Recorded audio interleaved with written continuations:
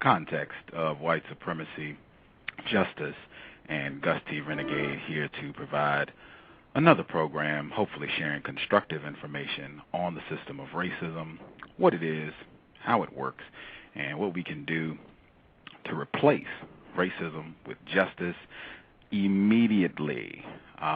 Thank you, everybody, for tuning in. Again, encourage everyone, please join the Facebook group. Back of the Bus put a lot of time and energy putting it together. All you have to do is click the link for Facebook. It's on the show page right here at Blog Talk Radio. Click it, take you right to the group. You can join it. You can post comments on any of the programs that you've listened to. You can see what other people have said about the program. You can see comments that other guests have left. So very constructive, looking to try to get as many people as possible to join the group. So please join that. Thank you for tuning in to another program. Today's guest, I was on the web and just checking out different information, and I saw our guest. He was on a different program, and he was just, sharing his life experiences about time that he spent in the Ku Klux Klan, and just talking about different things that happened and how he got out of that organization and the work that he now does to work against racism. And I was just stunned watching all this, and gentleman has a website up, checked his website out, and he had, information there where I could get in touch with him. I was able to send him an email, and he said, sure, why not? I'm thrilled. Our guest today, former member of the Ku Klux Klan. Currently, he is an internationally acclaimed motivational speaker and an evangelist. We definitely want to talk about that transformation and exactly how he went through the process of extricating himself from the Klan and getting into the work that he does now. And he's emphatic about saying that he feels racism is an important topic, needs to be discussed, and we are thrilled to have him on the program today. Our guest, Mr. Johnny Lee Clary. Mr. Clary, are you there? Yes, I am. Can you hear me okay? Yes, sir. Outstanding. All righty.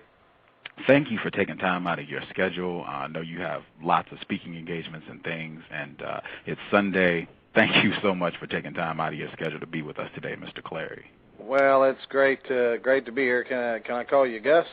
Sure, please. Just call me Johnny. That's fine. Okay, will do.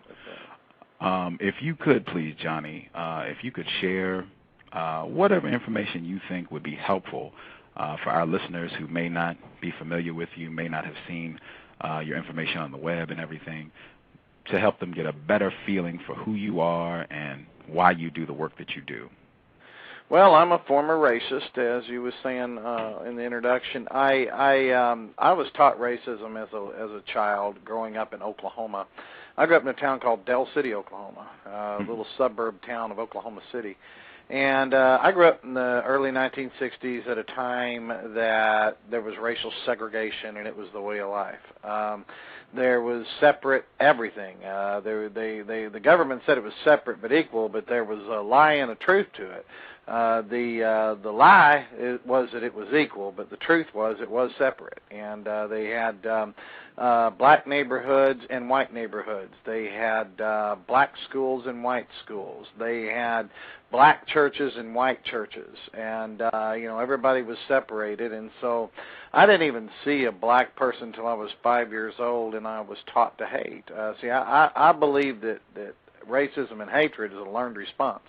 You're not born with hate. Someone has to teach it to you, because I don't believe that babies come into this world automatically hating someone because of the way they look. I think that nonsense has to be taught to them, because it certainly was taught to me. I didn't even know there was black people around.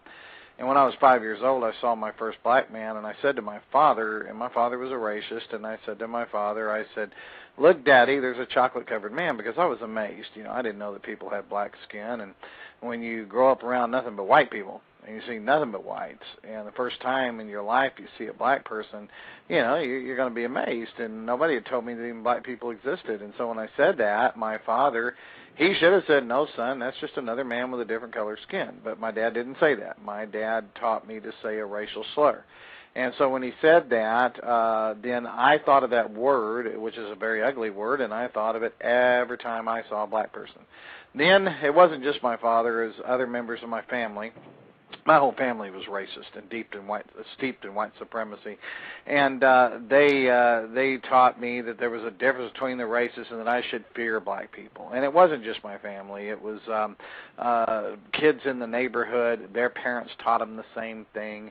Even teachers in school were saying horrible things about black people, and so I had all this fear in me, you know. And I remember Dr. Martin Luther King. He said that men hate one another because they fear one another.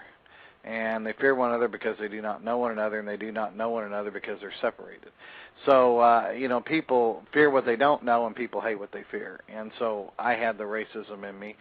And so I basically grew up with racist feelings and everything. And then I went out to California when I was 11 years old because my father committed suicide, and he killed himself in front of me. And my mother didn't want her kids, and she sent my little brother away to go live with my grandparents, and she sent me to go live in California. And while I was in California, I was living with my sister, who was on drugs, and she was a drug dealer. She was married to a guy that was a drug dealer, ex-con, that just got out of prison, and they were stealing all my money. They took all my inheritance money I got from my father, and I never saw a penny of it, and they used it for drugs. And so I was poor, and I was in the ghettos of East L.A., and out there I got a lesson real quick that there was other races, not just blacks and whites, but there was Mexicans and Asians and you name it, you know. And plus there was poor whites and everything else out there, and there was gangs that roamed the streets of the neighborhoods. I was being beaten and chased all the time and being bullied, and I didn't have any friends, and I was down and out. And I was thinking about committing suicide when I was 14 years old, when I saw David Duke on television. Now, in case any of your listeners, Gus, isn't familiar with David Duke, he's probably one of the most well-known racist white supremacists that ever lived. He was the former Grand Wizard of the Ku Klux Klan, and then he became a neo-Nazi and a politician. Today, he basically runs the whole Nazi network in America. He's their top spokesperson. Back then, though, he was the Imperial Wizard of the Klan at just 21, I think he was like 21 or 22 years old at the time. And so I watched him on TV, and he was saying some of the same things that I'd heard my father's brother. Now, my father's brother from Georgia, he was from Macon, Georgia, and he was in the KKK. And so I heard some of the same things coming out of his mouth, out of Duke's mouth, that came out of my uncle's mouth. And I heard KKK mentioned. I'd often heard about the Klan when I was a kid, but I didn't know a whole lot about it. So I sat down and I wrote a letter to Mr. Duke, and I told him all the things that I'd went through, and that I'd watched my dad commit suicide with a gun, and my mom didn't want me and sent me away, and my sister was stealing my money, and her boyfriend was beating me, and this and that. So Duke sent an older Klansman around knocking on the door to, first he sent me a bunch of literature in the mail, and I began to read it. And then they knocked on the door and came by to visit and started telling me that I needed a family, and said if I would join the KKK, they'd be a family to me. So I made the wrong decision to join the Klan at 14 years old, and I spent the next 16 years involved in the Klan.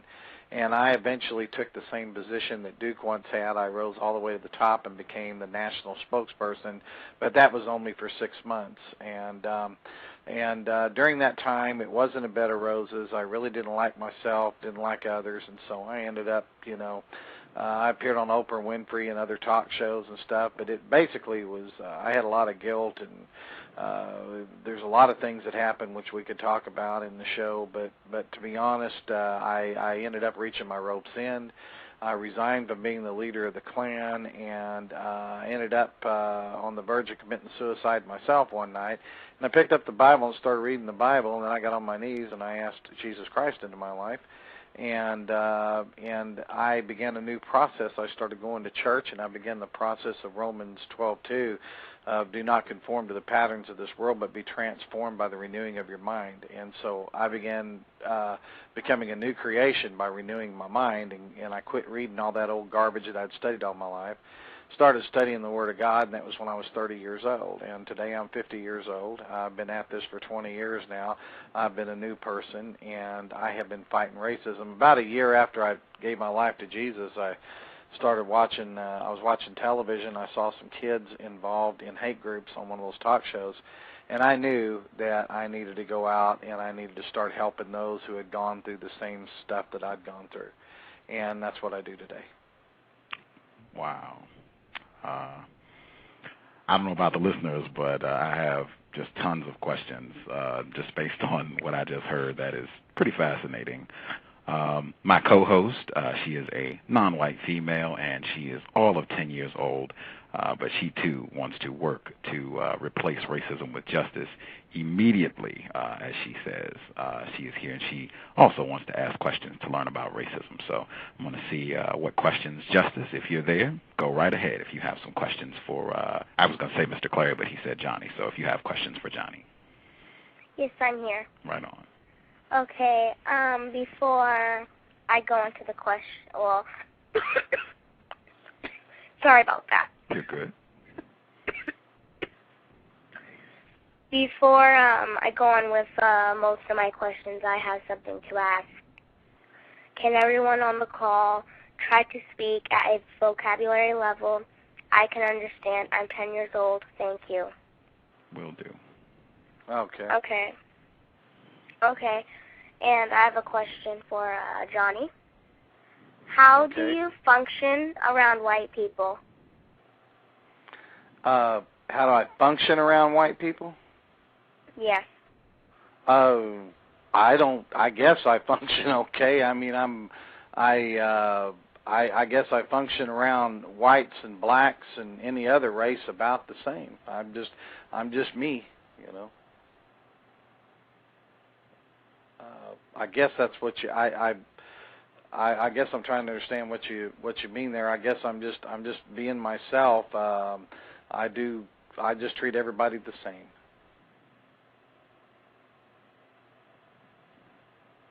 Okay. And are you still in the KKK? Oh no. I left the KKK 20 years ago, and I have friends of all colors now. I am totally against the KKK, and I have friends of every race, every nationality, just about every culture you can think of. Okay.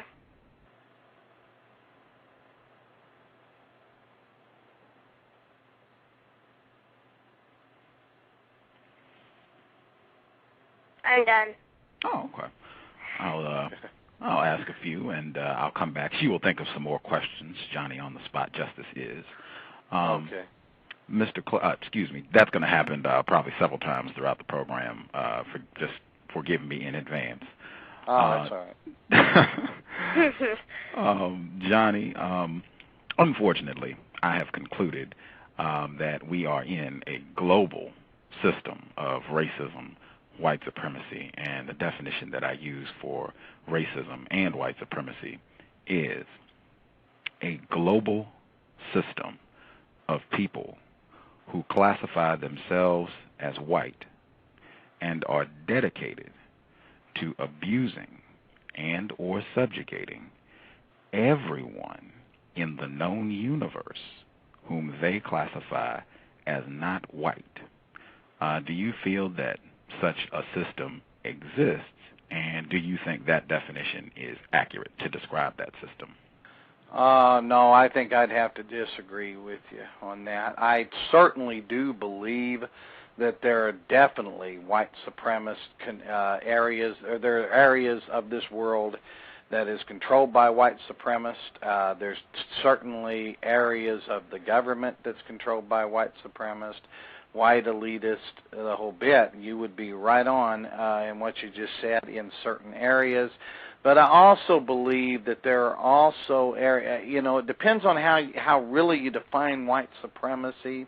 I think that there's just, what I've come to find as I've traveled around the world, that there are supremacists that try to control. I think it's more along the lines of the power supremacist, whether they be black, white, red, yellow, purple, you name it. I don't think that race is so much a factor.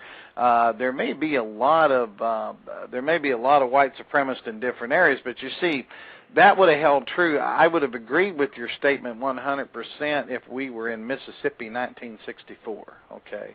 If we could go back in time, not just Mississippi, but, you know, the whole, basically, United States of America 1964, you know, or pre-1964, yes, I would have said you were right on with that statement. But I think what's happened today is that there's the pendulum has been, because there's been so much discrimination against like blacks and other people that are non-white in the past, the pendulum has swung all the way to the other side. I mean, there has been, you know, I see racism against blacks today, of course, just the same as it was in the 1960s. And I get very upset when I see black people discriminated against, you know, and like watched when they go into a store just because they happen to have black skin, or discriminated against for a job or something like that. You know, that I don't deny that those things happen, but I also know that there are also white people that are being discriminated against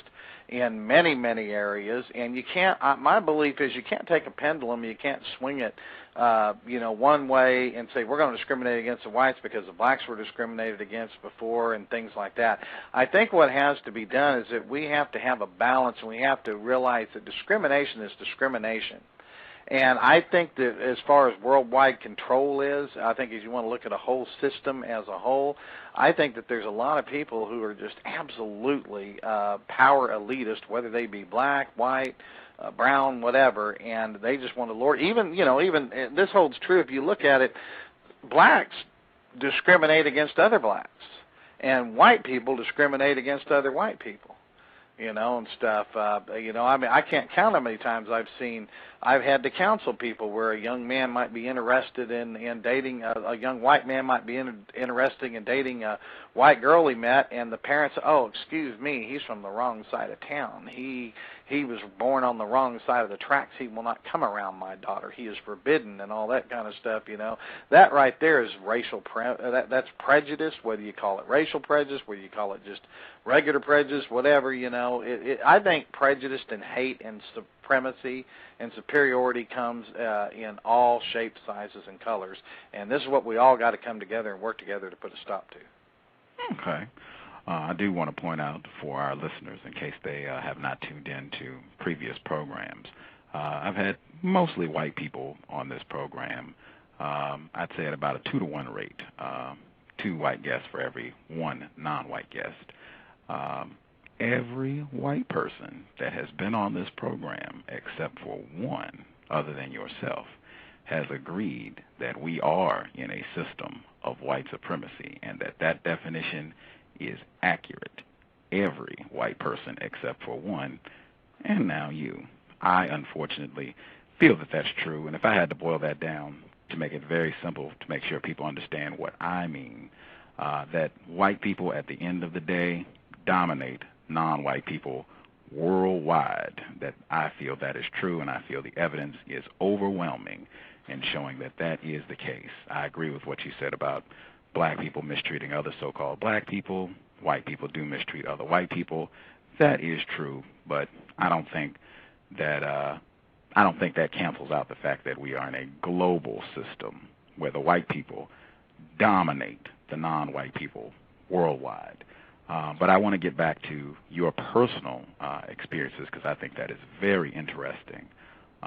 You already shared with us, you said that you grew up with racism, that your parents, and I did want to request for this program, very important if we could have as much honesty as everyone can bear.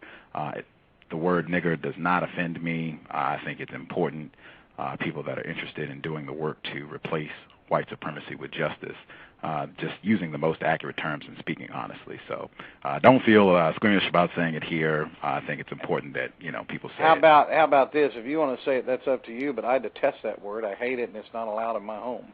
Okay. And I said it for so many years when I was in the KKK, and that was the old me. I detest that word. I think it's sickening, and it just makes my skin crawl when I hear it, and it about makes me cry when I hear people call it, you know. And stuff. Really? So Oh yeah, I can't stand it, and I mean, Wow. and it will not be used in my home. Anyone ever comes in my house and uses that word, they're told immediately there's the door, and stuff. We don't use language like that in this house. As for me and my house, we will serve the Lord, and I can't see Jesus Christ using terminology like that. I think it's filthy. It's like someone I wouldn't let somebody come in my house and use the F word either, and they're not going to come in my house and use the N word. I just detest it. Totally respect that, sir.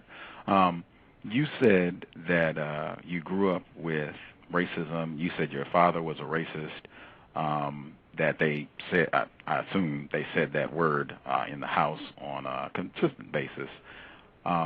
Were any of you said your uncle was a member of the Klan. Was anyone else that was in your family, were they part of the Klan or any other overtly racist organizations?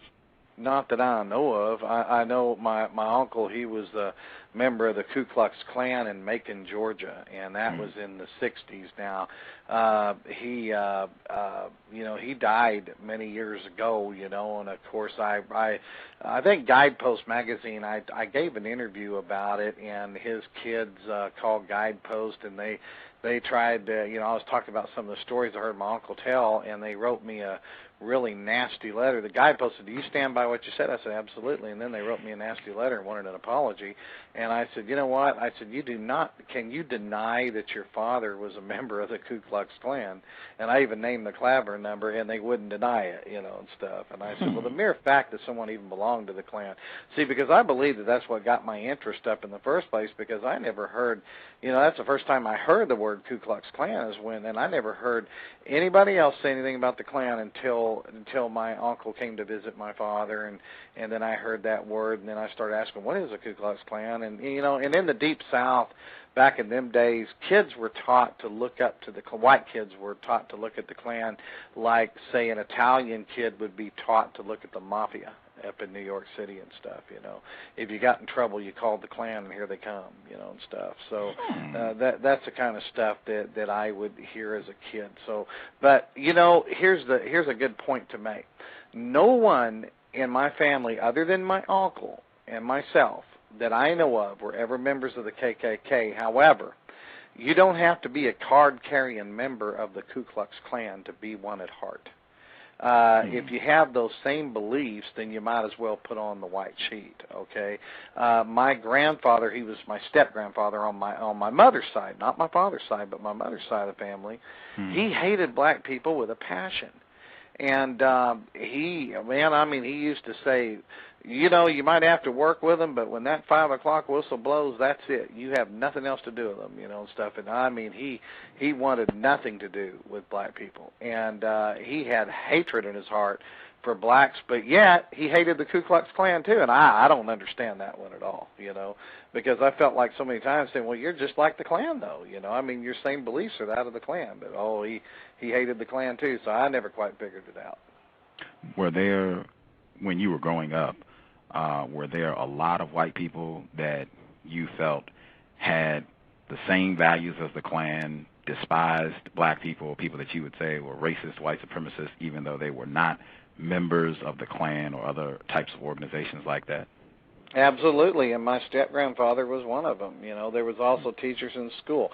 There was other kids in the neighborhood and their parents and so on and so forth, I remember I grew up in the neighborhood it was called Shalimar Drive in Del City, Oklahoma was a street I lived on, and on that street, I remember all the neighbors didn't even get along with each other. They didn't even like my dad. My dad didn't like none of them and stuff like that. And but yet, the first time a black family bought a house, which was like 2 blocks away on a street called Del Rancho Street, was only 2 blocks away from Shalimar Drive. And the first time a black family moved in and bought a house there, all the neighbors united and had a neighborhood meeting, was trying to take up a collection and buy the house back from the black people, Wow. So all of a sudden, they found new unity, and stuff. And I remember my dad was running around going, there goes the neighborhood. He goes, we're going to have rib shacks and chicken bones all over the place, and there's going to be empty bottles of Ripple wine all over people's yards and all this kind of stuff. If we don't buy that house back, we got to get them coloreds back in their own neighborhood, is what my dad used to say, And, did they get them out?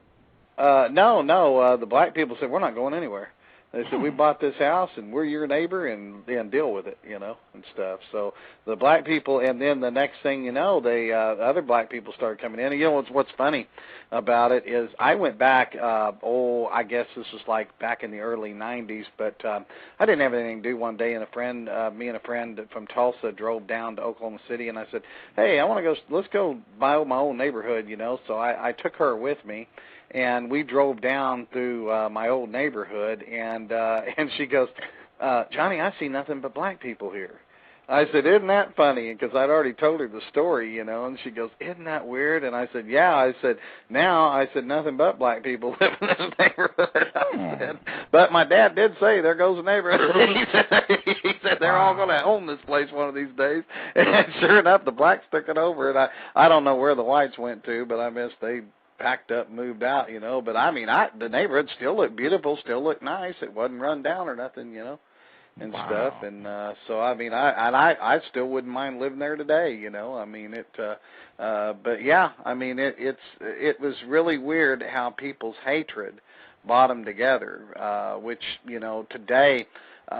You know, hate makes strange bedfellows. You know, people can hate each other, but if they feel threatened and they find out they got something in common, for instance, you'd never believe this, but well, you probably would. But I mean, the Ku Klux Klan, the Nazi Party, they're all steeped in all this white supremacy nonsense. But they have teamed up with the like Palestinians and Al Qaeda and Hezbollah and Hamas and a lot of the Middle East terrorist groups.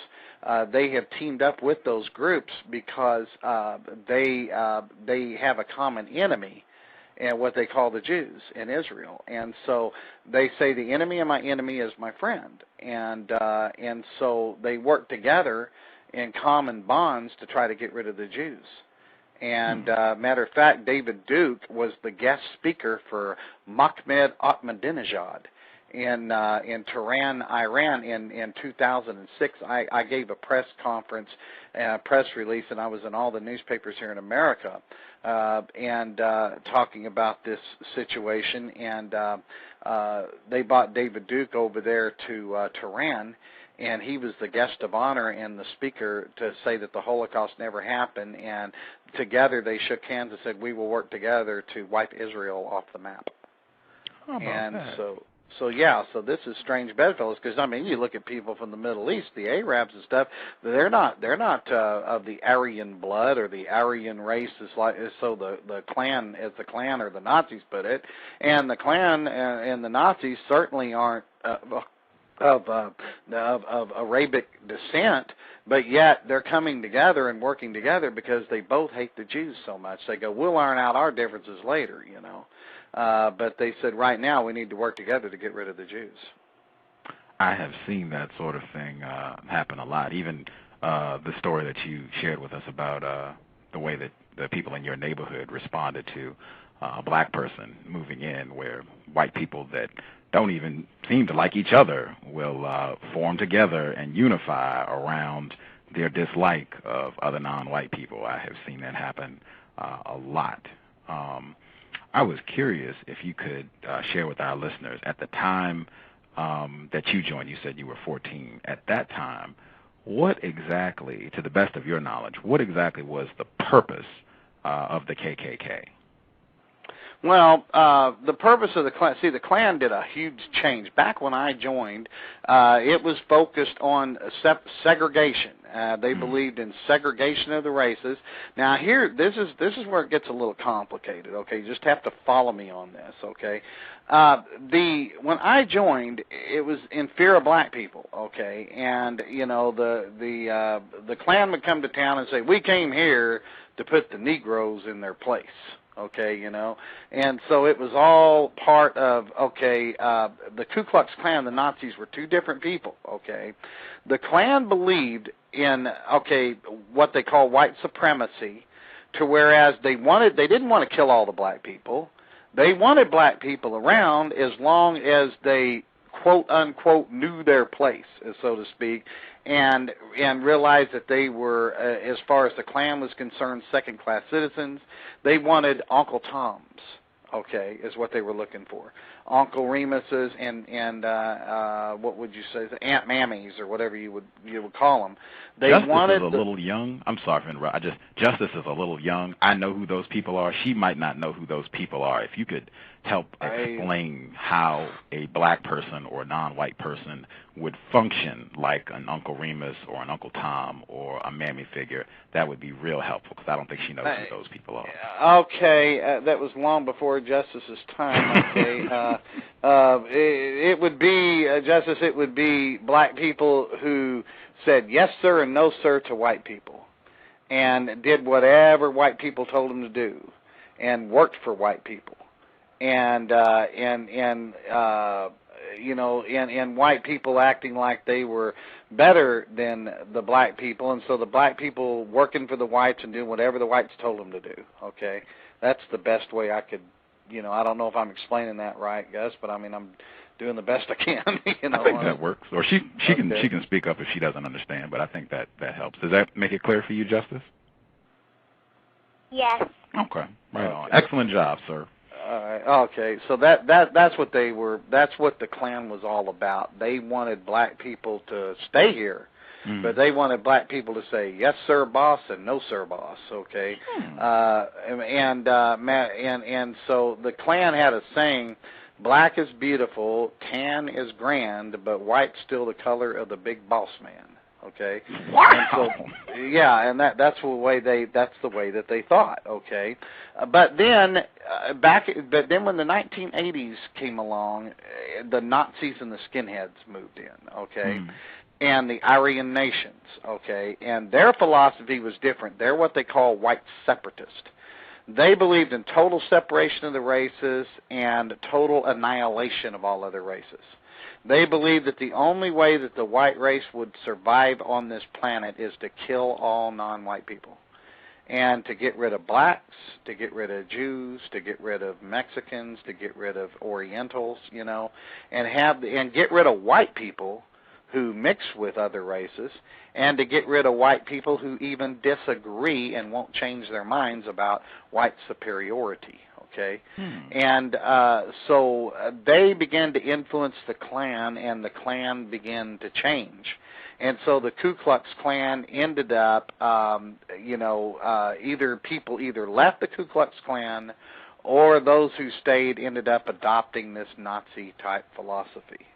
And so that was the difference. So it changed a lot from my day, because I wanted black people to live, but I wanted them to look to me as I was their boss, And because I remember walking with my dad, and my dad would say, I'd see a black man walk past my dad and go, "Good day, Mr. Clary. How are you today, sir?" My dad said, "Why, that's good. How the kids and how the wife?" Fine. He goes, "That's one of the good ones there. That's a good boy," And my dad, if he'd shine my dad's shoes or carry his groceries or something, my dad would hand him $1, and all that stuff. My dad would say, "See, that's one of the good ones," is what my dad used to say. Okay, but see, then as the years went by, that was the type of environment that I was brought up in. But as the years went by, and then you run into Nazis and skinheads that said they didn't even want those type of black people to live. And that's what people couldn't stomach, and so it kind of caused a war within the white supremacist movement, and eventually the white supremacist that believed in annihilating all other races won out. And like I said, the people who believed in, who didn't have it in them to want to kill all the other races, while they either left the Klan or whatever. I know a lot of people feel like, even back during the 60s and earlier, that the Klan, that's just, that's a small little outfit on the fringes. Even most white people don't even care what they have to say about anything. They don't care about them. They have no influence. Can you give us an idea, because I know the numbers have shrunk at this particular time, but at least when you were involved, 60s and 70s, can you give us an idea of the number of members that were in the KKK and how much influence that organization had 60s and 70s? Well, unfortunately, only thing I can really give you is statistics of what, the FBI and other watch groups came up with, because one of the Klan's big secrets, that's why they call it the Invisible Empire, it's one of their main rules, is do not keep records of numbers of how many members that they actually have, okay? Now, you keep records, the reason that, see, they have what they call supporters and members. Now, really, a supporter is the same thing as a member, okay? But the only difference is a supporter ups the money. He gives money to the white supremacist groups and things, like the KKK, but he doesn't actually take the oath to join. Okay, and the Klan is very secretive about their membership because that way, if people never know how many numbers they're dealing with, see, if you don't know if you're dealing, if you thought you were only dealing, say, if the Klan threatened somebody in a county, and there was only 5 members of the Ku Klux Klan and 40,000 people in the county, well, they're not going to be too afraid of the KKK. You see what I'm saying? Yes, but sir. if the Klan keeps their numbers a secret, then nobody, you don't know if you're dealing with 5 people or 5,000, okay, or 500, so, or whatever the case is. So they keep their numbers a secret. Now, I know, for instance, in a place called McCurtain County, or not McCurtain County, I'm sorry, McAllister, Oklahoma. In McAllister, Oklahoma, there was, in the county that town was in, there was 40,000 people, and there was about 40 Ku Klux Klansmen. But they ran roughshod over people for years, and people feared the Klan because the 40 people in the Klan was united, okay, to whereas everybody else was divided. If they had ever gotten together and unified, they could have ran the Klan out of town. I think if people really knew that there's only about 40 Klansmen in that town, there would have been some action taken real quick because the Klan got away with a lot of stuff down there, okay? But the truth of the matter is that's how they've all, it's kind of like any other gang, like a gang can control a whole neighborhood, and the gang members may only have 20 or 30 people in the gang, but if they stay united, then people are afraid of them, see, especially if they're not united. Now, when you get back into the 1960s and 70s, there were so many different fractions of the Ku Klux Klan. You can't really pick how many numbers that there was. I know that, for instance, the United Klans of America, they were considered the largest Ku Klux Klan in the 1960s. And they had, several thousand, all throughout the South. So they were basically in the South.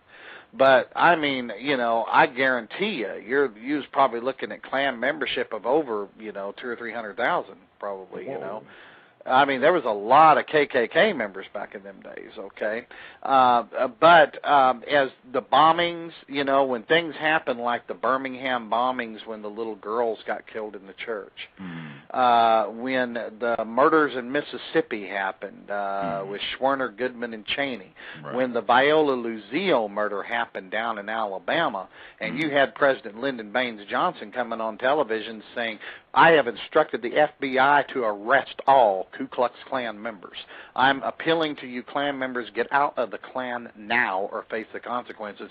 People said, my God, this is the President of the United States saying he's coming after us. We can't afford this. And people were resigning from the Klan left and right after that, because they didn't expect the Klan to go as far as they did. I mean, killing all them people was just, especially little babies like they killed them babies in that church down there, that's inexcusable. Okay, and so this scared the heck out of people, and people started, and so the Klan membership dropped. But then in the 1970s, when David Duke came on the scene, he added a whole new picture to the Klan. Because, but until then, before Duke came along, your typical Klan leader was with a cowboy hat and a chaw tobacco in his hand and a shotgun saying, hot dang it, we're going to go out and get us a black man Saturday night and string him up, Come on, white people, join us, and stuff. And so, but then everything changed when Duke came along wearing a 3-piece suit, had an IQ of 173 genius level, And he was a nice-looking young man. He looked like Robert Redford at the time, you know. And all the women were absolutely crazy about this guy. And he appeared on national talk shows like Tom Snyder and Phil Donahue. And he handled himself, and he knew how to debate people and things like that. He added a whole new face to the Klan, so he started attracting people in suits and ties and stuff. So several thousand people joined the Klan all around the country, and it wasn't just the South either. Duke went out to California. He went up to New York. He went to Pennsylvania, and all kinds of people were joining. And but then Duke was exposed, you know, as, you know, basically a money-hungry, you know, charlatan and stuff. And then, you know, there was all these different rival clans that came along, started raiding Duke's Klan for membership, and they couldn't even get along. See, there's one thing about the Klan, they can't even get along with each other. That's why they have so many different Klan fractions. I mean, you got the National Knights, you got the United Klans of America, you got the Invisible Empire, you got the White Knights. You know, it's like everybody wants to be the chief, but nobody wants to be the Indian, so to speak. And so, but today, this is what's really sad, is today it's a whole different ballgame. The Klan and other groups. Now, when I say the Klan, let me clarify something. I am saying when it comes to the Klan, we can lump all different white supremacist groups into that category because it's kind of like Shakespeare said about a rose. A rose by any other name is still a rose, and the Klan by any other name is still the Ku Klux Klan. Whether you call it the Patriots of Alabama, or whether you call it the National Socialist Movement, or whether you call it the Ku Klux Klan or the Aryan Nations, it's all the same, if it has that same philosophy, you know, and stuff. So FBI statistics and ADL statistics and Klan Watch statistics, I follow all the different hate monitoring groups that monitor these groups, and today there is well over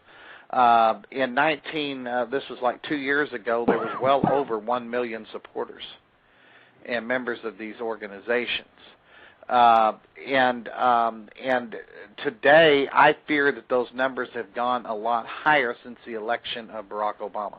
Why do you think well, what happened, if you remember, you might have read this article, but in USA Today, this was just in I think it was February, but I can't remember the exact date. But anyway, in USA Today they ran an article, and they said that they interviewed Don Black, who runs Stormfront.org, which is the #1 neo-Nazi white supremacist site on the internet, and he said they had to bring in extra help. He actually David Duke's best friend. David Duke actually owns it, but it's in Don Black's name and everything.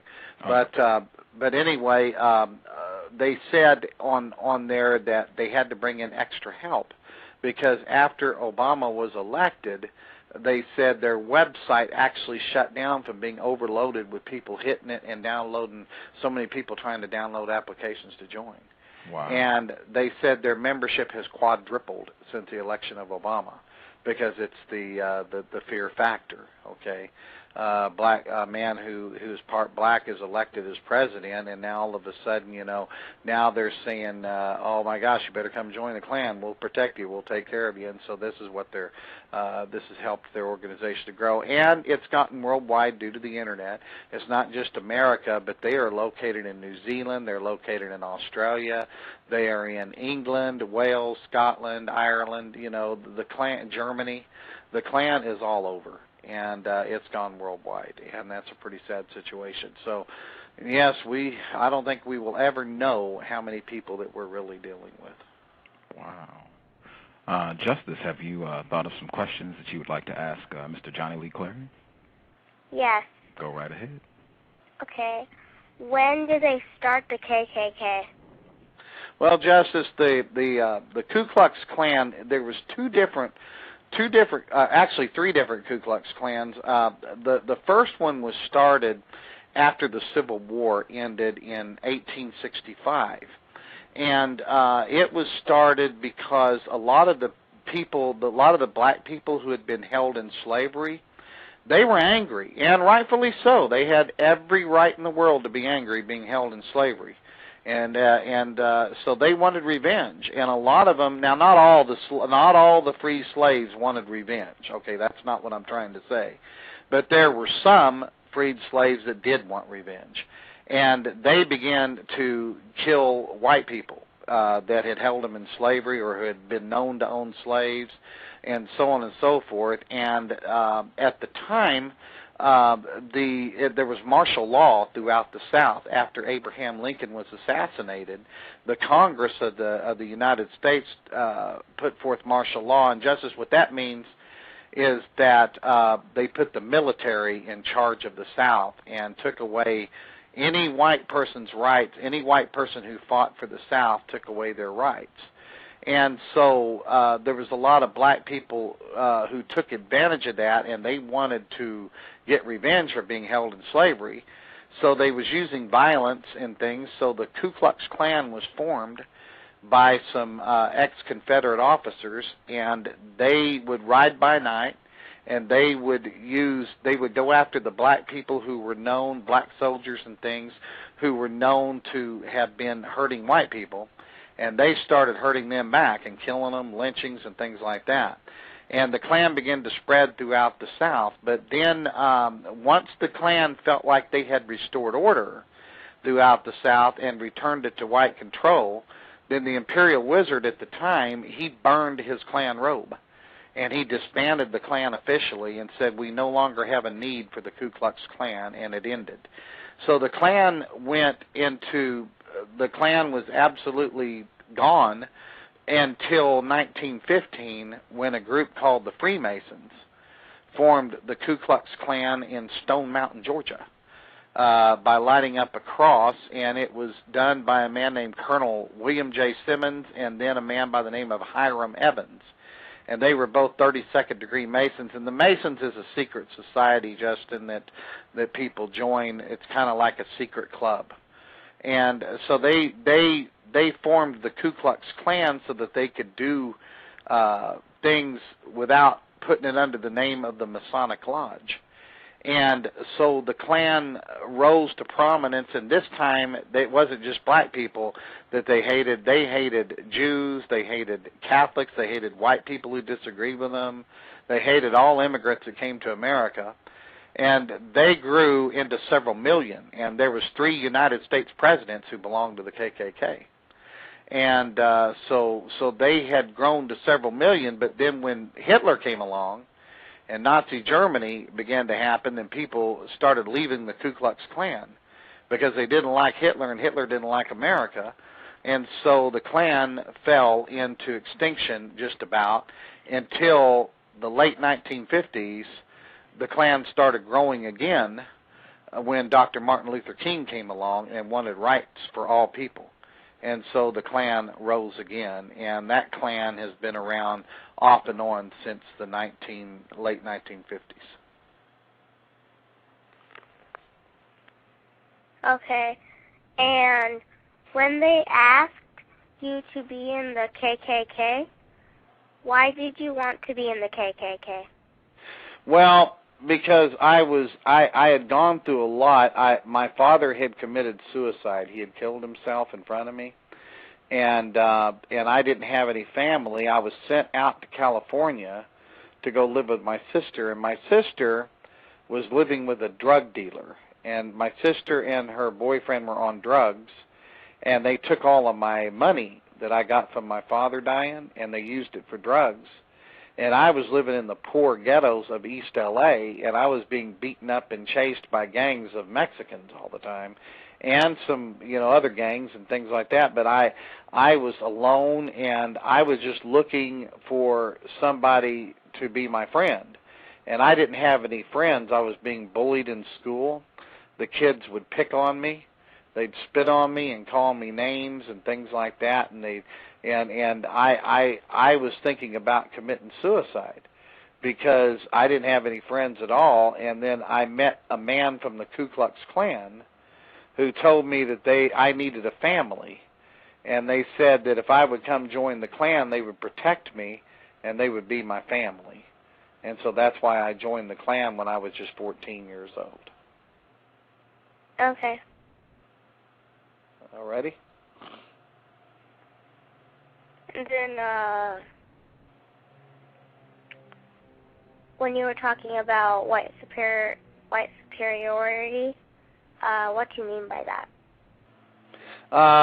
White people who think that they're better than all other people, and white people who think that they're better than black people, or better than brown people, or better than red people, or better than yellow people. Okay. I don't have any more. Okie dokie.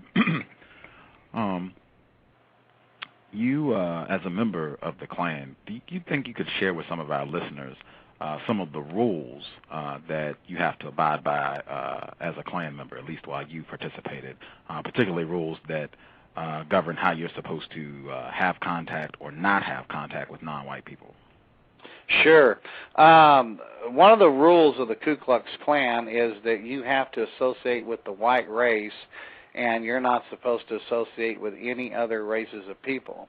Now, for instance, you're not supposed to simulate what they would deem as the black culture into the white culture. Now, meaning, so to speak, no race mixing allowed whatsoever. They believe that white people needed to date and marry other white people.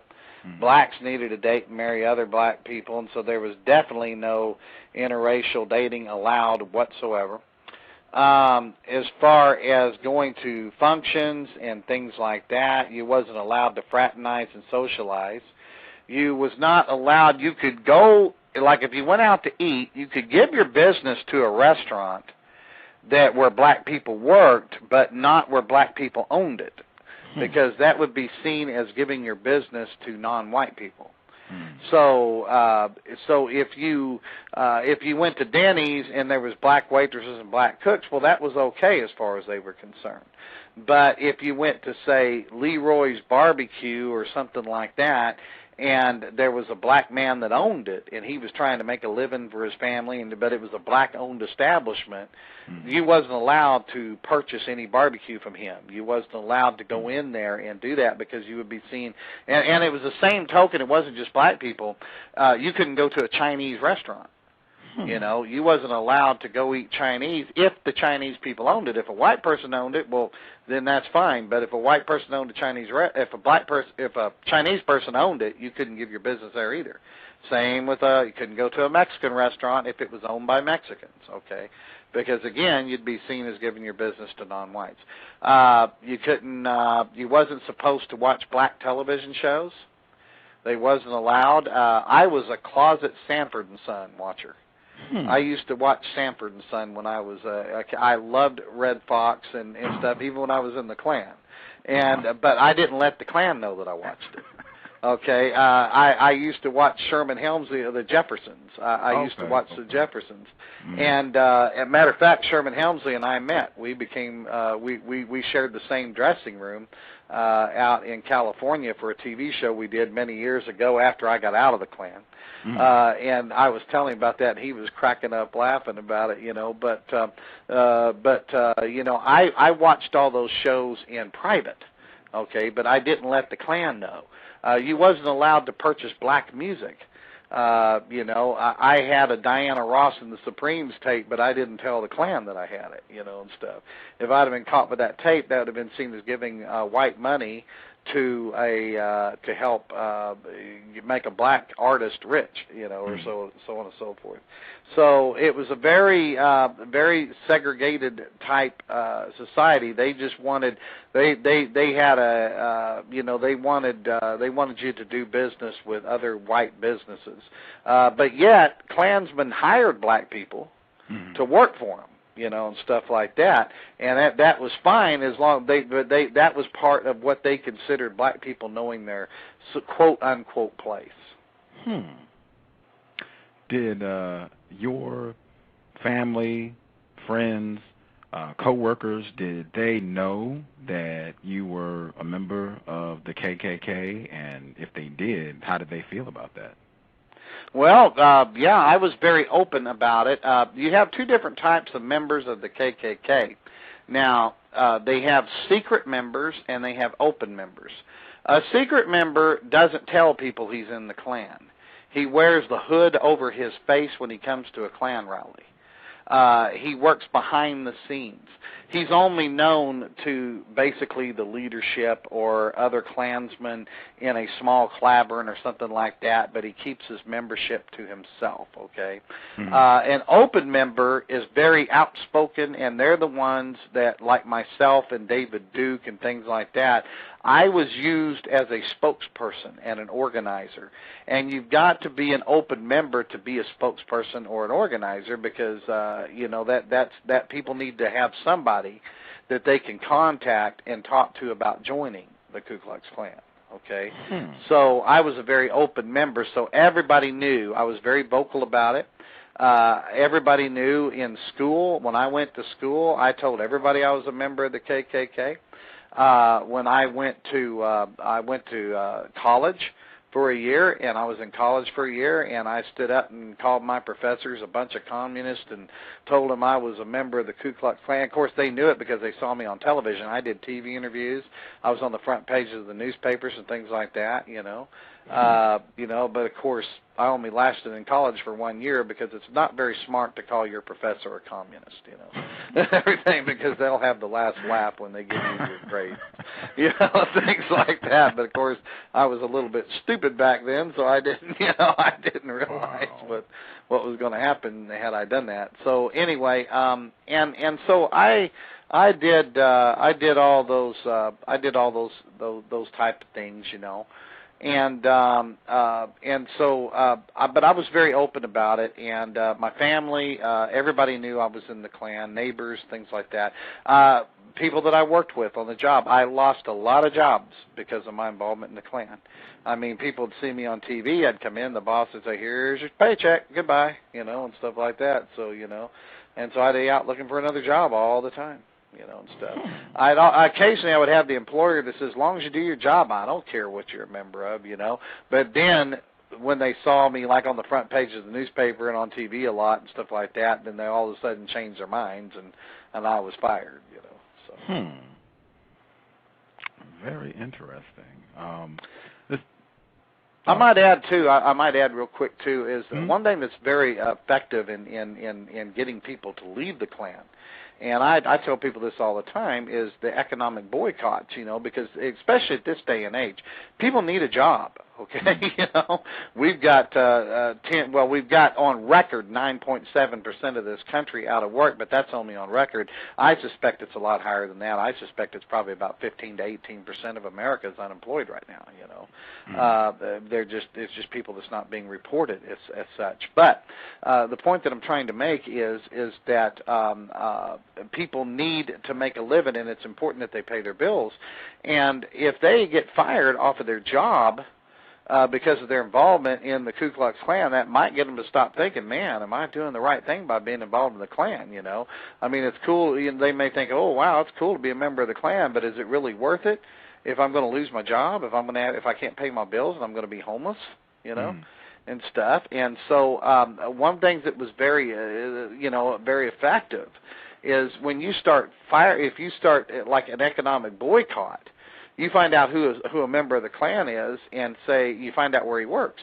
Say he works for, I don't know, say Billy Bob's car lot down here or whatever. And so you call up Mr. Billy Bob and you tell Billy Bob, say, hey, look, this is with the Concerned Anti-Racist Committee of Citizens. You have a leader of the Ku Klux Klan that's working for you. He goes, yeah, well, he keeps it off the job, so I'm not too concerned. Well, we're concerned. And, and if you're going to employ this person, then you're helping to support the Ku Klux Klan because you're giving money. And so, I don't know how much your advertisers would appreciate knowing that you are employing Ku Klux Klan members, and stuff. I don't know how much the media would, and you start talking about something like that, then that's going to worry, that man's going to worry about his business. And he's going to say, I don't need this kind of trouble. I mean, I can't keep this guy on, so he'll go fire the guy, So economic boycotts really work in getting somebody out of the Klan, because either that or they're just going to be, they'll either leave the Klan or they'll just become absent. It could work. It can backfire, too, because if you get them fired so many times, they might go off the deep end and may be one of these people that brings a rifle and goes into town and starts shooting a bunch of people, you know. But you know, it's there. But you know, it's just a chance you take, I guess. But in the past, economic boycotts have been very effective in getting people out of the Klan because they may think it's cool to join the Klan, but if they lose so many jobs, they're not going to stick around it very much longer. Very interesting. I guess I wanted to ask you on your website for folks listening in, xkkk.org. Yes. On your website, it listed that you moved up and eventually, as you stated, took David Duke's position as the Imperial Wizard of the White Knights of the KKK. What were your responsibilities? What were you charged with doing as the national leader of the KKK? Okay. Now, in saying that I took David Duke's position, yes, I did, but it wasn't that same. It was the same rank, the same office, but a different Klan. Okay. Okay. You know, the White Knights of the Ku Klux Klan, they wouldn't have had David Duke. Okay. They were a lot different Klan. They couldn't stand David Duke, to be honest with you, back in them days. But Duke was in a rival Klan. Okay. But I had left Duke's Klan, joined another Klan, and I held the same position that Duke held in the Knights of the Ku Klux Klan.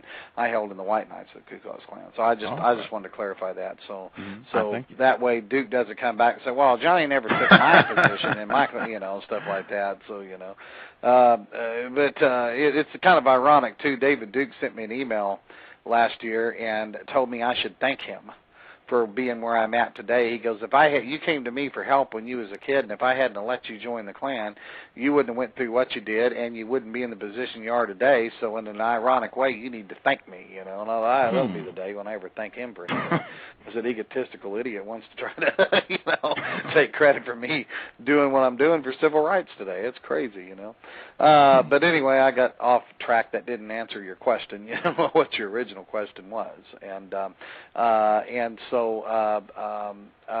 again, my duties in the Ku Klux Klan was to be, as Imperial Wizard, was to be a spokesperson, recruit, and organize. Now, here's what people need to understand. People who are chosen for top leadership positions, they're not the ones that go out and commit the crimes or anything like that, okay? As far as blowing up someone's house or executing someone or anything like that, because they have soldiers that are tokens that they use for that, okay? The leadership are straw people. They're not to get their hands dirty. If they're going out and committing all kinds of crimes, then they're considered a security risk. And so then if they're considered a security risk, then they're saying, wow, you know, we don't need this person. You know, this person's going to get us all put in jail, you know, and stuff.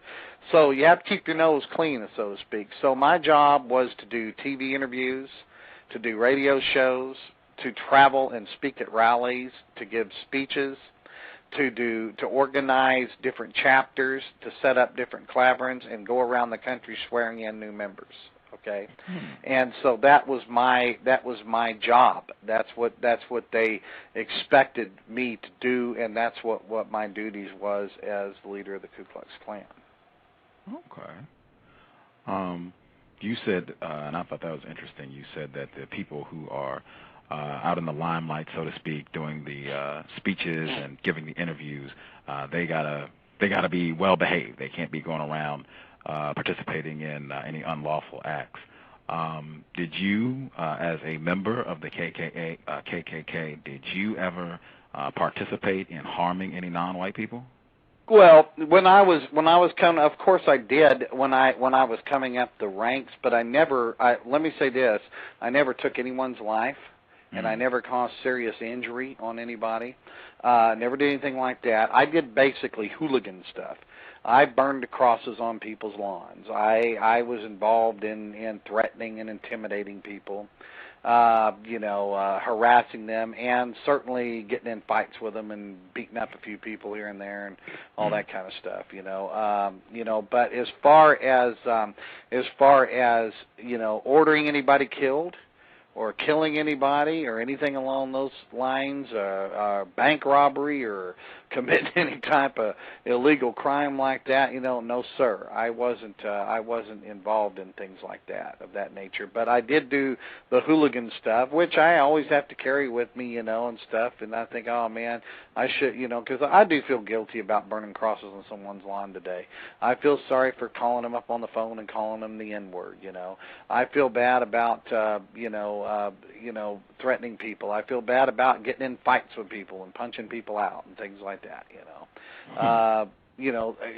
those type of things I will always carry with me, and I really feel bad about, yes, but as far as, as I got older and I started getting better leadership positions in the Klan, then they didn't expect me to participate. Matter of fact, I wouldn't have been even considered for leader. Now, the reason that they elected me as their Imperial Wizard was because I was a professional heavyweight wrestler.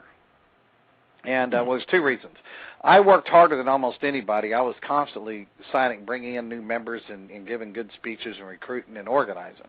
I was very good at that. But I think one of the main things that got me elected was because I was a pro wrestler. I started wrestling on the circuit, and I was known as Johnny Angel. And I used to wrestle on television, and I captured the Arkansas Heavyweight Championship. And they would watch me wrestling on TV and things like that. And so they thought when it came up for election, they said, hey, you know what?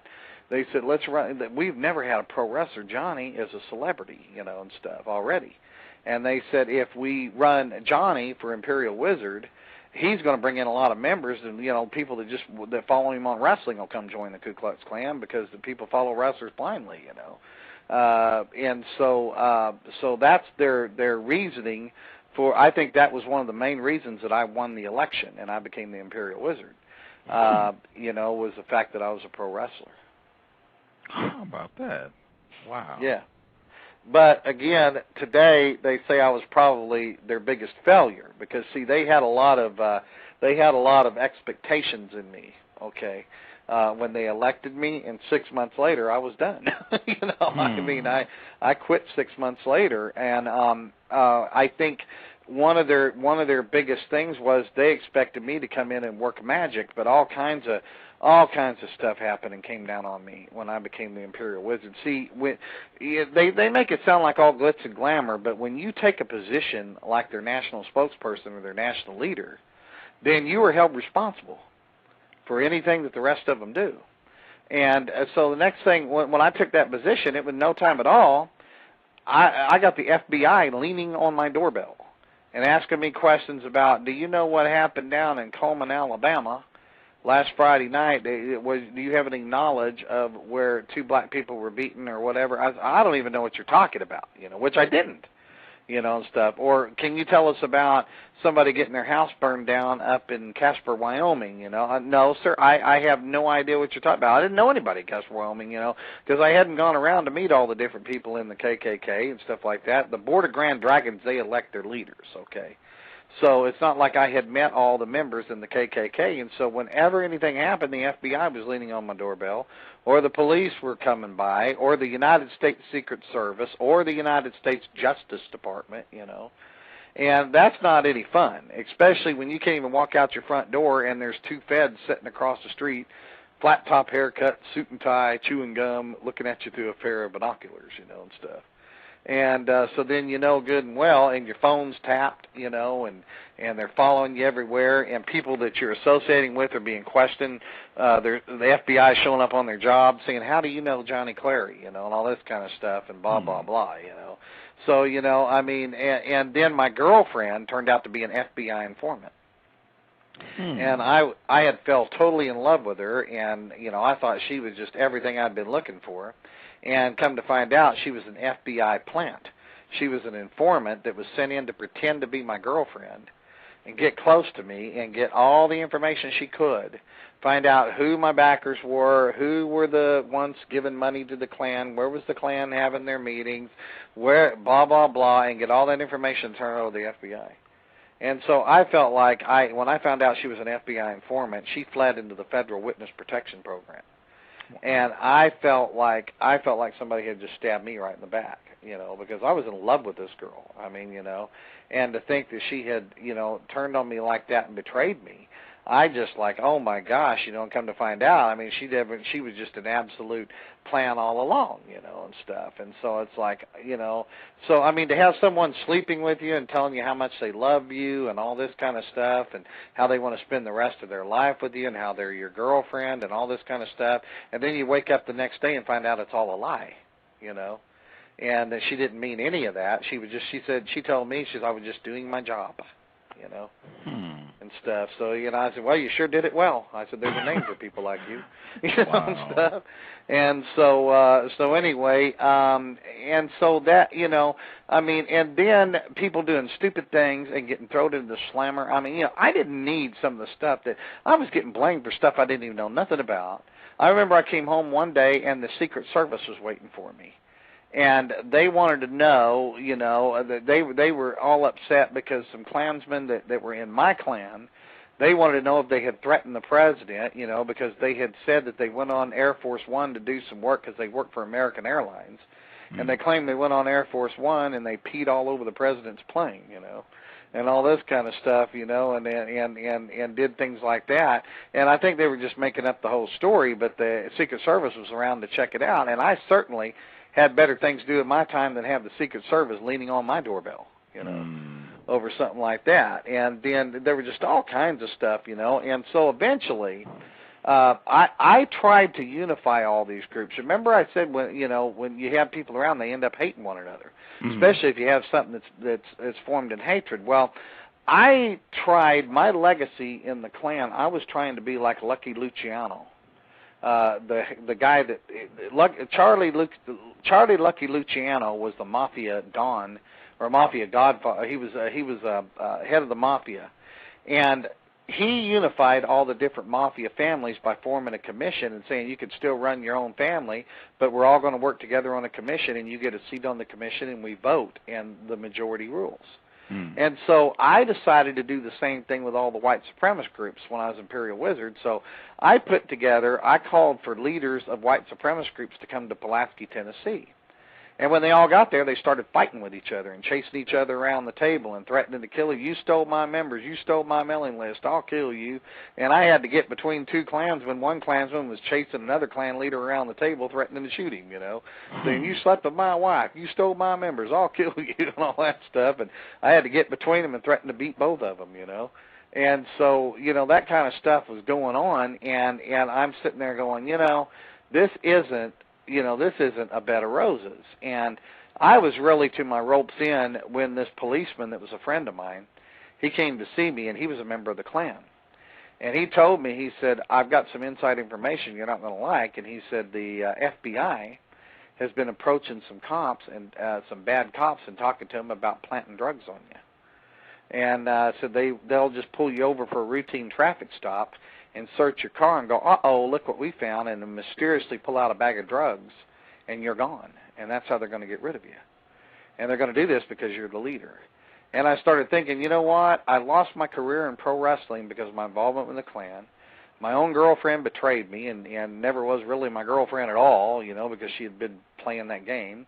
And I can't get anybody to get along anyway, and I'm being blamed for everything that's happening. Do I want to give up my freedom and go to jail because of a bunch of stupid idiots, And I started thinking, would prison be the best place for me? Considering the fact that back then I figured it was about 80% of the prison population was black. And I started thinking about how would it be if I walked into a jail and I had to share a cell with some guy that looks like Mr. T, saying, come on over here, sweetheart, you look mighty cute, and all that kind of stuff. And I started thinking, no, not me. Well, I figured that would either happen or I'd end up getting killed if I went to prison. And I started thinking, you know what, no one's listening to me anyway. I'm getting sick and tired of all this nonsense, and everybody's betraying. And people were getting to the point to where they didn't trust me because they said I should have been able to realize that my girlfriend was a federal informant. And they said because I couldn't recognize it, they questioned my leadership anyway. And so finally I said, you know what, this isn't working out. There's got to be more to life than this. It's not what I thought it would be. I don't want to be the leader. I said, and I'm not going to prison for anybody. So anyway, I said, I resigned. And then they all turned on me and started hating me. And so I told them, I said, you know what, I just go jump in the lake. I said, I don't care what you guys think about me. And so I got completely away from them and began my whole new life, So. Wow. Justice, do you have you thought of some more questions you would like to ask? Yes. Hold on. Hello? Yes, ma'am. Go Yeah. right ahead. Oh, okay. Why did you want to quit the KKK? Well, what I was just explaining, I was very dissatisfied with it, because I couldn't trust anybody. People were doing stupid things and going to jail. And I knew it was just a matter of time I was going to end up going to jail. My girlfriend was an FBI informant, which meant she worked for the FBI and was pretending to be my girlfriend just to get information to give to the police. And she really never was in love with me at all. And then there was people that were that I was getting blamed for things that I didn't even know about. And finally, and they didn't even get along with each other, and people were mistrusting me. And so finally, I decided I didn't want anything else to do with them. I figured there had to be more out of life than to waste my life involved in a gang that didn't even care about me in the first place. Does that make sense?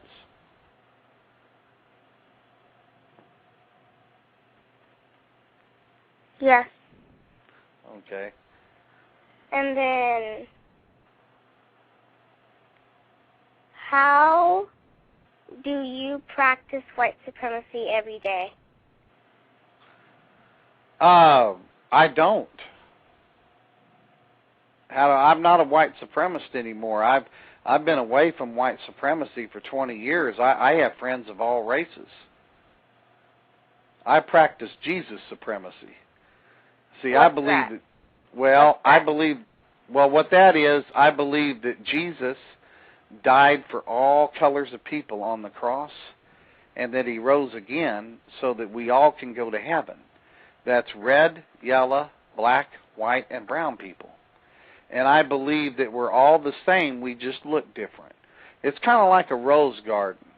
It's kind of like, if you look at a rose garden, you can my favorite color of roses is yellow roses. Yours may be red or another color, but my favorite color of roses is yellow. And I could build a rose garden and plant all yellow roses in it if I want to, and that's pretty. But I think a pretty garden, the prettiest gardens are the ones that have some different colors, like yellow, red, white, pink, whatever color they might have, and you mix the different colors together. And so that's the way I see the human race. I see that Jesus, and God sees the human race as his own rose garden. And that's why he has people look different. He loves us all the same, but I believe that we all look different he doesn't make us all look the same, because it would be a very boring world if we all looked the same. So I think he made us different, and also made our personalities, made us as an individual, so we can all think for ourselves and be different for ourselves. So I believe in the superiority of all races of people living superior, that as opposed to feeling like they're inferior or feeling like they're not as good as somebody else. I believe that all people should realize that they're all good, through what Christ Jesus did for us on the cross. Okay. And whoever is listening, I think Johnny is practicing racism, white supremacy right now and right here. So, anybody on the call, do you agree? Why do you think that? Because he said that he's not a white supremacist anymore. Okay. And this is the first time I've been called a white supremacist. Why do you think I'm a racist and a white supremacist? Well, I think I think just wanted to be clear, I think she said she thinks you are practicing racism, white supremacy. Is that what you said, Justice? Yes. Okay. Okay, Justice, why do you say I'm practicing white supremacy? Because the way how I have been taught is that all white people are white supremacists. You've been taught that? That's very sad, Justice. Who's taught you that?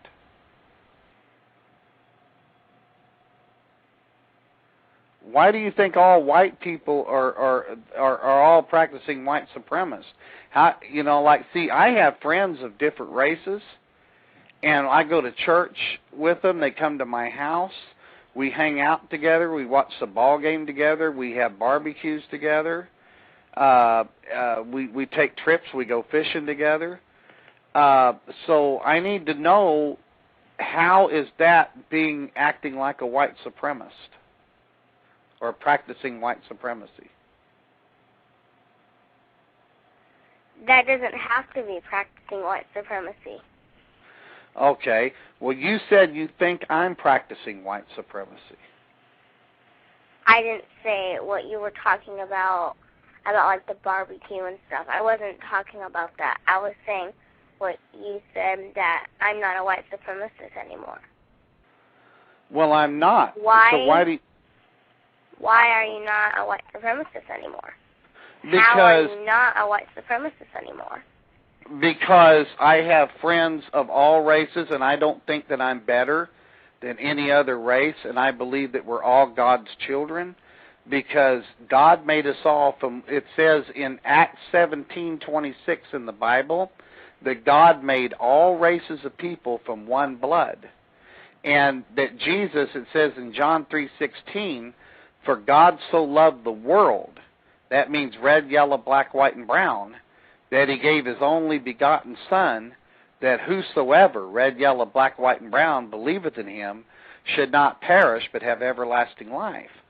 So, you see, I believe that Jesus came to save all races of people, whether they're red, yellow, black, white, or brown, and I believe that good friends come in all colors, and I believe in the dream of Dr. Martin Luther King, who had a dream that one day black children and white children, Protestants and Catholics, and both Jews and Gentiles, would be able to hold hands and sing in the words of the old spiritual song, I'm free at last, thank God Almighty, I'm free at last. And that's what I believe, and that's what I teach children.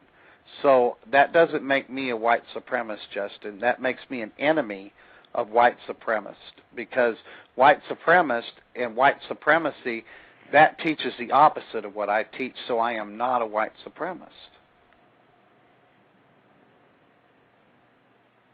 Okay.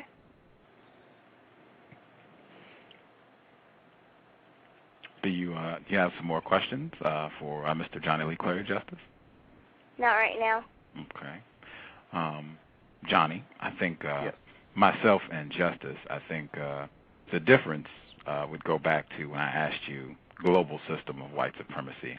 I think both myself and Justice have concluded that there is a system worldwide of racism, white supremacy. And as I said, every white person, I've lost count. I don't even know how many white people have been on the show at this point, but every white person except for yourself and one other white person have agreed that such a system exists, and they have said that my definition is accurate. And even the white person who did not agree, she writes all the time about the system of white supremacy. She just didn't like my definition. If that's true, I guess I'm having trouble with that, because if that's true, then how do we explain? I believe that the office of the President of the United States is probably the highest office in the world. And so how do we explain of African-American men being elected to the highest office in the world if this whole world is controlled by white supremacists? Why would they elect a black man to be the world leader? My answer to that question, do you want to ask both of us? Because Justice might have a comment on that as well. Sure. I'd like to hear both of you. Okay. It'd be interesting to see what Justice has to say about that. I am too. I'm going to go to her next. My response would be that we do have a non-white person who is the so-called President of the United States in a system of white supremacy. The most powerful white people who practice racism, white supremacy, they allow that to happen. And if they did not want President Obama to be in the Oval Office, he would not be there. If they didn't want him to be there today, 5 minutes from now, he would be packing his stuff and exiting the Oval Office in 5 minutes if the most powerful white people who practice racism, white supremacy, did not want him to be there. President Obama has a lot of very powerful white people who support him, do things for him, and made it possible for him to get that position.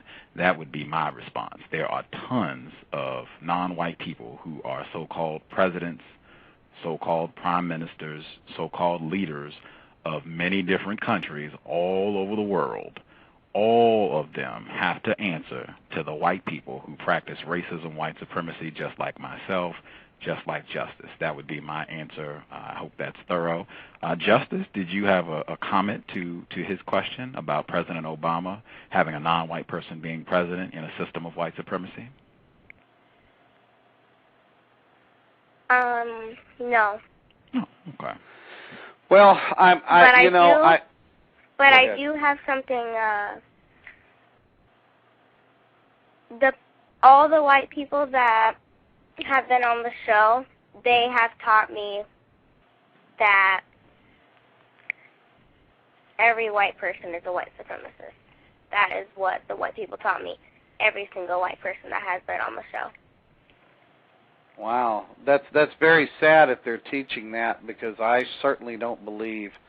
And I don't believe you met the right white people then, Justice, because for one thing, I'm not a white supremacist, and neither is my wife, and I can introduce you to all kinds of white people who marched with black people during the civil rights movement, who helped fund the civil rights movement, and they've helped establish neighborhoods and school. Matter of fact, the church that I was involved with for many years here in Oklahoma, we used to take clothes and food. We didn't just go preach. We'd go to black neighborhoods, and we didn't just go there to preach. We took clothes and food, and we got doctors and nurses and dentists and things like that to volunteer their time, and we would come into the neighborhood and give people medical help that otherwise couldn't afford it because they didn't have enough money to pay for it, so we would provide it for them for free. And we took, like I said, foods and clothes and did cookouts, and we went around, like I went around knocking on black people's doors, and I would come inside and hold their babies in my arms and pray over the children and things like that. And and I said, can I what can I pray with you guys for anything, and can I try to help you in any way I can, and stuff like that. To me, that's not being, I know so, and it wasn't just me. I mean, there was hundreds of white people who did this, and I've met good white people all over the world that would give their shirt to anybody, and they never look at the color of their skin. I have many friends whose daughters, matter of fact, in our church, just this morning, one of the ladies in our church got up and sang, and she's a white woman, and she's married to a black man, and her children are biracial, and so she's not a white supremacist, and I mean, I just love the way she sings, and all of us are just all getting along so well. So that's what I'm trying to say. There's good and bad in all races of people. You're going to find bad white people, but you're also going to find good white people. And you're going to find bad black people. I'm sure, Justice, every black person have you met in your life, have you ever met a bad black person?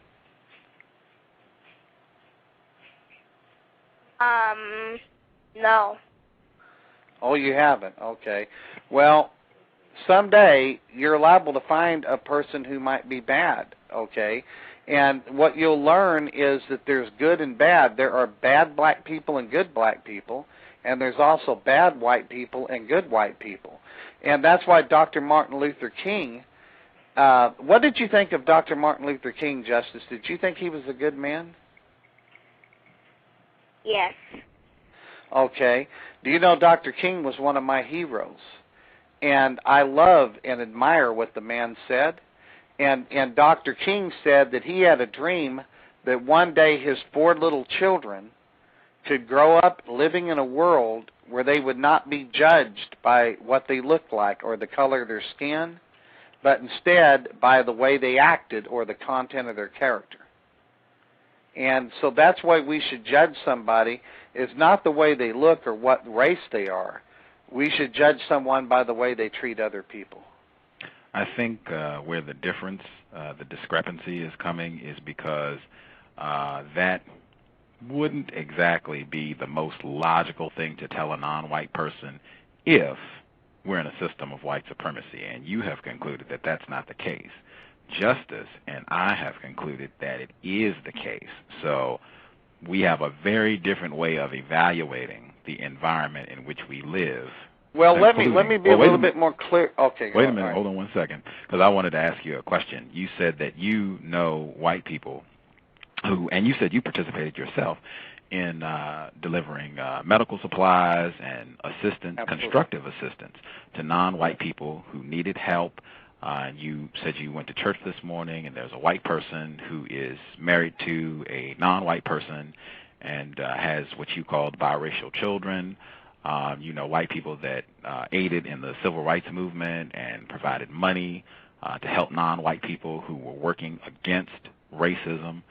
Do you think it is possible for a white person to do any of those things and still believe in white supremacy, and that being what you said the Klan's view was, white people on top, boss, non-white people bottom, they're supposed to be controlled by white people? Could a white person do any or all of those things that you mentioned and still believe in and practice white supremacy? Oh, I think so. Yes, of course they could. But I also think that a lot of them that are steeped in like the type of white supremacy that the Klan believes in, they wouldn't want to. You see what I'm saying? Like the neo-Nazis. Like I said, the Nazi philosophy, they want to kill every black person on this earth. Mm-hmm. They don't care if they're good, bad, or what. They just demand you kill them all, you know, and stuff, okay? Kill all the white people who associate with them. That's the way they think, okay? So that type of white supremacist would never be out there trying to help black people and things like that. But, yeah, you could have some white supremacists, that old type of Ku Klux Klan way of thinking that say, I want you to call me sir and call me the boss man, you know, and stuff like that. Yeah, you could have that. And listen, and again, let me make something very clear. I never said that there is not white supremacist control in this. I don't believe that the entire world system is built on You're white breaking up a people. little bit. You're breaking up a little bit. Can you repeat what you just said so we can All hear right. it clearly? What I was saying is that, can you hear me any better now? Crystal clear. Okay.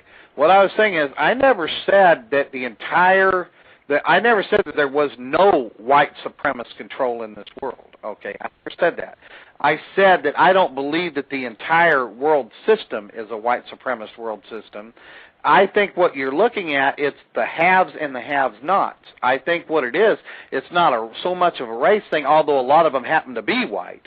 I don't think it's so much that we love the white race so much as what they love money, okay? I think you're looking at a situation where people are hooked on money and power, whether they be black, yellow, white, brown, or tutti frutti, okay? I think that they are into money and power, and that is what is trying to control the system. And so to speak, like you're looking at some of the richest men in the world are not white. They're oil sheiks. They're billionaires, and they are helping to fund some of the radical groups like Al-Qaeda and Hezbollah and Hamas and places like that, you know. And those guys are not white supremacists. Those guys are into, you know, oil supremacy and money supremacy and so on and so forth. Some of them are into religious supremacy, you know. I mean, they may think their religion is better than anything on the face of this earth, you know, and that's why they call it radical Islam, you know. And surely not all Muslim people believe like radical Islam, Osama bin Laden or somebody like that, you know. But the point in what I'm trying to say is I think that this system is controlled, although there are a lot of white people, yes, that's involved in it. I think the whole control era is the fact that it's the haves versus the have-nots and people that's in a thirst for power. And I don't think it's all white people. I think that you've got some Arabs. I think you got some Jewish people. I think you got some Mexican people. I think you got people from all different races that would like to be on top and be like you got your drug cartels. All these guys think about is controlling and having all this money, and that's why they use drug money. You got a guy like that guy down at Venezuela. I can't think of his name right now. It just slipped my mind. But the dictator down there at Venezuela, and then you've got the guy in Iran and stuff like that. Surely these guys are not white, but yet they're helping to control the system that comes into all about money and power. So I don't think you could say that this whole world is controlled by white supremacy, and that's what I was trying to say. I think it's money supremacy. And again, Justice and myself have concluded otherwise. And again, every white person that has been on this program has agreed with Justice and myself. Every white person except for one other, including yourself. And that one other, she writes all the time about the system of what she calls white privilege, white supremacy. So, well, I would be looking for some other guests. I mean, I am all the time. We have people coming down the pike, and I think the evidence is overwhelming that the problem worldwide is the system of white supremacy. I believe Mr. Chavez in Venezuela has been complaining about the system of white supremacy. I've heard him on television complaining about white people being responsible for the problems, being most responsible for the problems we face on the planet. I did want to take some callers because I'm sure folks have called in, but I had 4 quick questions I wanted to ask before we go to the phone lines. Do you think it would be logical for non-white people to be suspicious of any white person, regardless of what they're doing, including yourself? To be what now? I'm not understanding. What did you mean by that? Let me ask one more time. Okay. Do you think it would be logical for a non-white person to be suspicious of any white person, regardless of what that white person is doing, including yourself? No way. You know why? Because that's prejudiced. If you get suspicious, if you're going to be suspicious of all the white people, then what's the difference then of a white person being suspicious of all black people? What is the difference between a white person saying, man, I don't trust any black person, and they clutch their purse if a black man comes into the elevator, or something, or they say, I don't want to hire that person because they're black or whatever. I'm suspicious of all black people. All black people are black supremacists. All black people hate white people. All black men want to hurt white people and all that stuff. That's prejudiced. That is absolute racism and prejudice. That's what I fight against, So and as far as I'm concerned, people can claim to be suspicious of me. But if I'm putting on an act, my friend, I've been doing this for 20 years, okay? And I have done more to hurt white supremacist groups and to hurt the Ku Klux Klan than almost anybody you can name on the face of this planet, okay? I work with the FBI. I help educate law enforcement officers internationally. I educated the New Zealand Police Department just this year and a police department in New South Wales, Australia. I guest speak for the FBI, and I speak at the United States Army, and I work with the intelligence in the military to help dismantle these white supremacist groups. And I work hard to put an end to racism, and I've been a lifetime member appointed by a black man, Roy Ennis, of the Congress of Racial Equality, which is the same organization that Schwerner, Goodman, and Cheney belong to. And so I absolutely work hard to fight racism. And I tell people that's suspicious of me, I say, okay, you match my record. You don't have to beat it, just match it. I want you to do as much for all the other races of people to bring people together and to fight racism as I've done, and then maybe you can be suspicious of me. Okay. Well, you are in a class by yourself. You are the only white person who has ever been on this program who has said it would not be logical for a non-white person to be suspicious of any white person. That only white person to ever come on the cows and say that. Do you think that white people are conditioned to see non-white people as folks that they can and or should control or mistreat? That non-white people are conditioned? That white people are conditioned that white to people. see. Yes. Do you think that white people are conditioned to see non-whites as people that can and or should be controlled or mistreated? Some are and some are not. It depends on how they were raised and who raised them. Again, I can prove hatred, racism, prejudice, being suspicious, all of that is a learned response. You show me one baby that ever came upon this earth, and I'll eat my hat. You show me one baby that ever came on this earth and automatically hated everybody as a little baby. That stuff has to be taught to a child, okay? You know, Proverbs 22:6 says, train up a child in the way that he should go. When he is older, he will not depart from it. It is a learned response. When I first saw that black man carrying his groceries, and I said, look, Daddy, there's a chocolate-covered man. All right, well, my dad should have said was, son, that is a man with a different color of skin, but he's a man just like I am. People look differently on this earth, but they're all the same. If my dad would have said that, I wouldn't have had hate and fear in me when it came. But my dad taught me that stupid old N-word, and he taught me to fear black people and all this kind of stuff, and I better be afraid of black people. You better lock your doors at night, put your bicycle in the garage, or the blacks are going to come steal it and things like that. Those type of things was all taught to me as a kid, and so I had a fear of black people.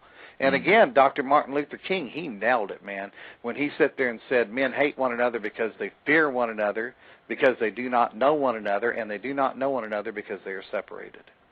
Have you done anything to offer restitution or repair to the non-white people that you harmed directly or indirectly?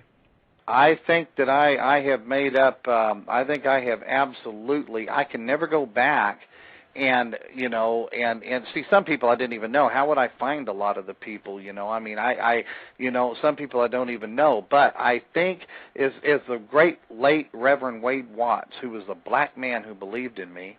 He was the president of the NAACP. He's the uncle to Congressman J.C. Watts here in Oklahoma. And Reverend Wade Watts he mentored me and became my best friend. Matter of fact, he told me I was an honorary Negro, is what he was making me and stuff. I love the guy. What does that mean? He told me, he goes, I'm going to make you, him and his brother said, we're making you an honorary Negro. He said, you become a member of the black race as far as we're concerned, you know, and stuff. And I said, you know what, I'm very honored, but I said, I realize, look, let's all just be a member of the human race, you know, and stuff. But he taught me that good friends come in all colors. Man, I got to go to his house. I broke bread. He stayed in my house. I stayed in his and stuff. Bishop George McKinney is my mentor, and he is my overseer, and with the Church of God in Christ, which is the largest black denomination in the United States of America. And so, you know, and like I said, I mean, I am responsible to black people. I go out and I work with inner city youth. And like I was talking about, I bring, clothes and food, and I go pray for people. I work with people. I fight racism. I turn people in. I help the police get all of these people. So I do all these things, and so as far as restitution goes, that is how I work, by spending the rest of my life fighting racism. Now, I could have said, you know what? There's therefore no condemnation. The Bible says, for all have sinned and fallen short of the glory of God. There's none righteous, no, not one. I could have said, you know what? Since everybody sinned and all of us are forgiven when we call upon Christ Jesus, I don't have to do anything. I'm just going to sit back and be myself, and I'm not going to worry about it. But I didn't do that. I went a step further and said, I'm going to do something to stop racism. And so I'm out there fighting in the trenches every day. So that's how I make restitution, my friend. Okay. We're going to go. I want to get some callers in and see if folks have a question. Mr. Johnny Lee Clary. Number is 347-215-6071. Mr. Clary, if you could tell them your website, any other speaking engagements that you have. I'm going to put the callers on. If you could take 30 seconds. If you have a watch, you could look at your clock, take 30 seconds. I'm going to start putting callers on. And as soon as you finish up with your I guess this is your promo for your website and everything for 30 seconds. We're going to take a quick commercial, and I'm going to put callers on. So you can start your 30-second promo now. My website is www.xkkk.org. So that's the letter X, not EX, but just put the letter X, KKK.org, www.xkkk.org. You can email me off that website, and I'll be glad to answer any questions and help you in any which way that I can. Thank you. Okay. Hello?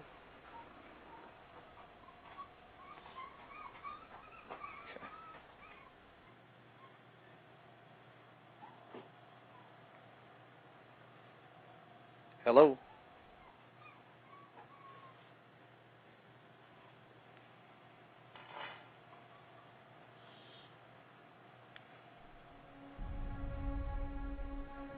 Is racism hurting you?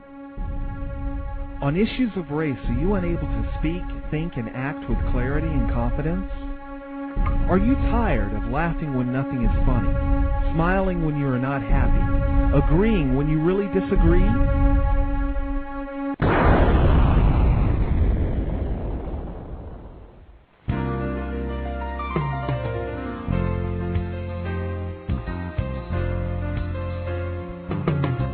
At counterracism.com, you can learn specific strategies and techniques to counter the behaviors of the people who practice racism in all areas of activity, using words correctly, following counter-racist logic, even counter-racist science projects designed to reveal what racism is, how it works, and how to counter it. The open source code writing format allows you to pick and choose from a variety of counter-racist suggestions so you can produce the code that works for you. Stop by counterracism.com today and help replace racism with justice. That's counter-racism.com.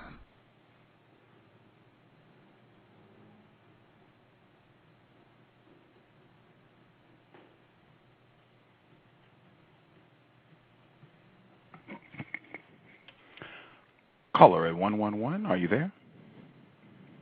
I'm not sure. Is that me? Oh, we can hear you. Yes, ma'am.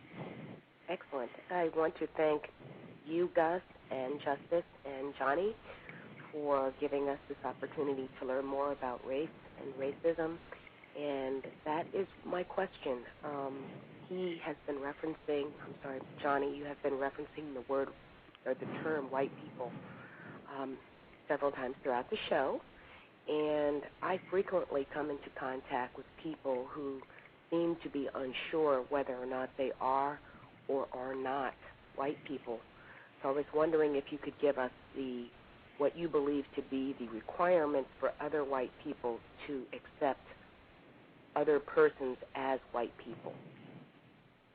Well, I guess, really, if that's a good question, because if you look into the backgrounds of a lot of white people, you'll find, because according to white supremacist groups like the Nazis and the Klan, stuff like that, they're always talking about this pure race, but I've never found anybody of the pure race, quote unquote, because to be honest with you, if you check into people's backgrounds, man, you'll find a mixture of all kinds of things, and stuff. Somebody might have had a American Indian in their background, or they could have had a black person in their background, or they could have had, different things like that.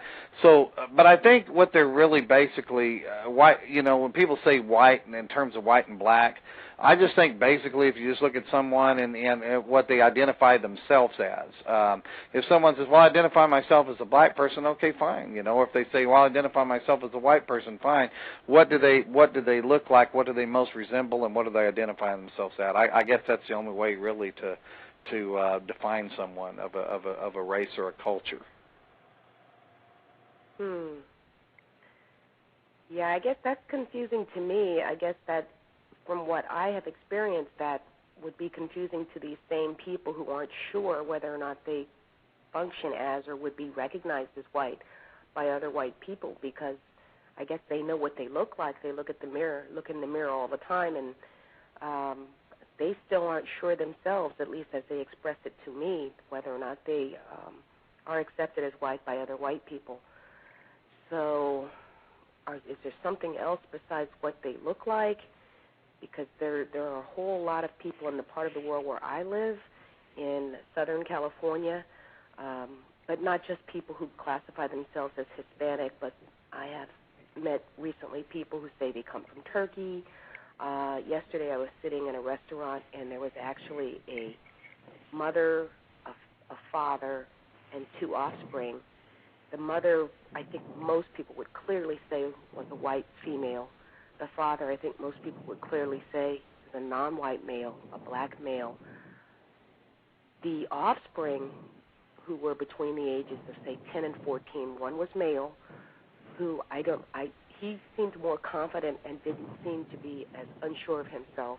I'm not sure what he classified himself as, but the female seemed to be unsure and seemed to be the most awkward and uncomfortable in the environment and in that unit of all of them. I think she was unsure as to whether or not she would be classified as white or non-white, but all of these people seemed to have some lack of clarity based upon how they looked. So since you're using the term white persons, it seems to me you would have a better definition as to what other white people would consider as white than just simply how they looked. You've been using the term a lot, and you are a white person, so I was hoping you could help me out a lot. Well, yeah, I mean, and really, I wished I could be a little bit more specific on that. I guess, because see, I certainly, oh gosh, it's, you know, in my life in the white supremacist movement over 20 years ago was, you know, that they would give books to read. You're supposed to study about your heritage and say, well, I'm in pure Aryan blood. I'm of the Anglo-Saxon Aryan heritage of Nordic, Swedish, Scottish, Germanic ancestry, things like that, you know, and I'm blonde-haired, blue-eyed white person, or I'm brown-haired and blue-eyed white person, or whatever the case is, you know. And it's how people were identifying themselves and trying to prove some kind of racial purity or whatever. But the truth of the matter is, you know, people had you know, their ancestors racially mixed, especially here in America, because this is a melting pot. I mean, here in America, I mean, you've got the American Indian, you've got Hispanics, you've got African Americans, you've got all these different people from different races and cultures, and somewhere down the line, especially down in the South, there was a lot of the mixing of the races and so that goes on. So I don't really think anybody's really as pure as what they might claim to be of this purity, if there's any such thing as purity, which I doubt that very seriously. But the truth of the matter is, I think what it really boils down to is if someone in this day and age, what do they identify themselves as? Now, it's kind of interesting. Barack Obama is 51% white, and he has more white blood in him than he does Middle Eastern or African American or whatever blood in him or race in him. And he is more white than anything else, but yet he does, you know, he is not like most people choose to identify him as America's first black president, even though the majority, if they want to look at the majority of blood or the majority of race, someone would say, well, he's more white than anything else. But yet, you know, people choose to identify him as a black person. So how do you identify yourself is the first question on that. The second question is, how does that person, like whether it be Barack Obama or anybody else, how do they choose to identify themselves? Do they see themselves as African American? Do they see themselves as biracial? Do they see themselves as a white person? You know, and then what kind of racial background makeup do they have? You know, I say white person in referring to myself because, you know, people will look at me and say, you're a white guy. You know, I mean, I'm blonde-haired and blue-eyed, so people look at me and go, that's a white guy there, you know, and stuff. And my skin is pretty doggone white, you know, and stuff. And but, you know, I guess if I had darker skin and dark hair or whatever, somebody would start questioning, you know, they might question their mind. Some people might question whether or not I was racially mixed or if I'm part white or if I'm all white or whatever, you know. So I just think it's really up to the individual. Again, how does other people identify them and how do they identify themselves? Well, I'm confused, so I guess I will sign off with that, saying I didn't get my question answered. Well, I don't know how to answer it any other way. I mean, are you looking for the white supremacist way of thinking, or what? I don't understand.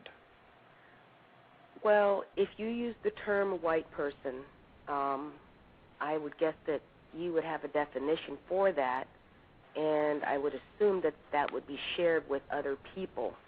In other words, if you're using the word white person, you're using a term that is recognized by other persons, and that it defines a group of people who meet certain requirements. So Okay, well, I was trying to answer. Yeah, I was trying to answer that the best way. How they look, in terms of if a person's on the borderline in terms of how they look, what besides their own self-identification? Because I don't think anybody would allow. If Barack Obama said he was white, would you agree with me that most white people would not allow him to function as white?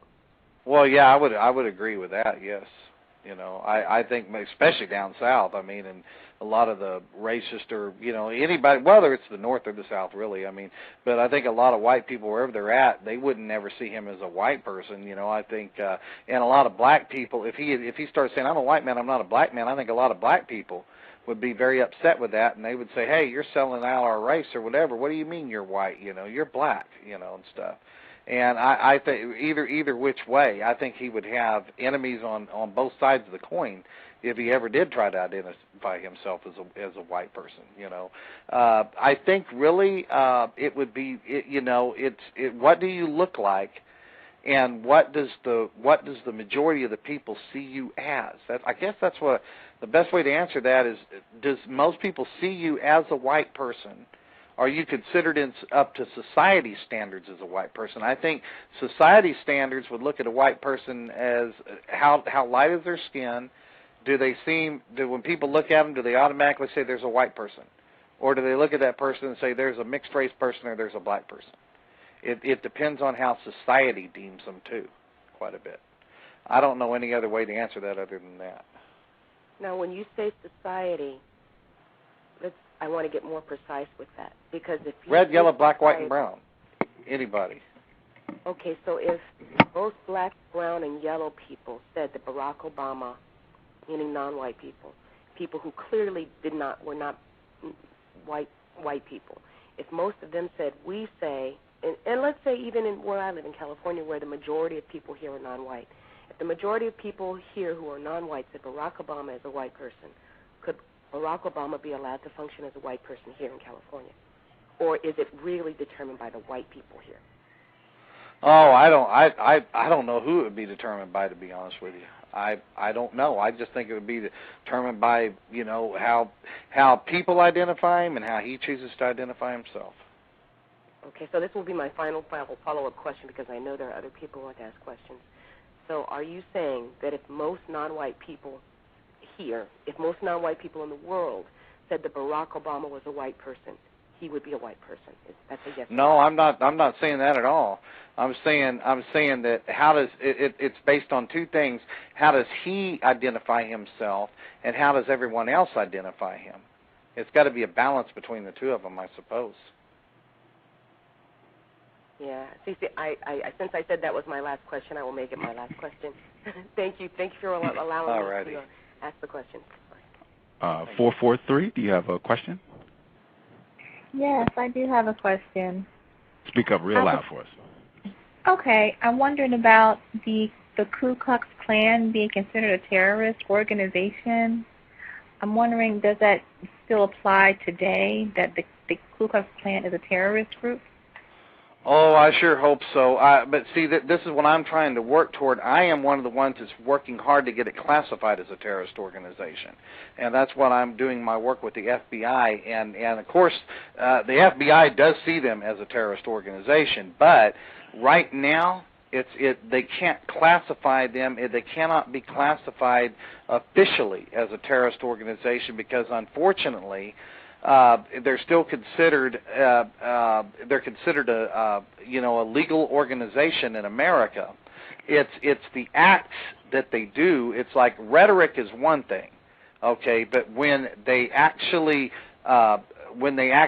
start doing acts that are illegal, that's when you can say, okay, that person is guilty of terrorist acts. But what I'm trying to do, I'm trying to take it a step further. And we're in the process not only working with law enforcement, but law enforcement is also putting pressure on some of the congressmen, which I'm trying to work. Whenever I have a chance to talk to politicians and things, I try to explain to them why there needs to be a bill brought up before the Congress, which hopefully the president and anyone else would sign. If we could ever get this bill, get a bill drafted and passed, but they haven't even drafted the bill yet. But I would like to see the Ku Klux Klan and all other organizations like that classified. But see, The reason that I keep running up against these type of things because people, whenever I say that, they go, "Oh, wait a minute, now you're infringing upon freedom of speech. You don't have a right to do that, Johnny Clary, because what you're doing is they have just as much right to their beliefs as you do to yours.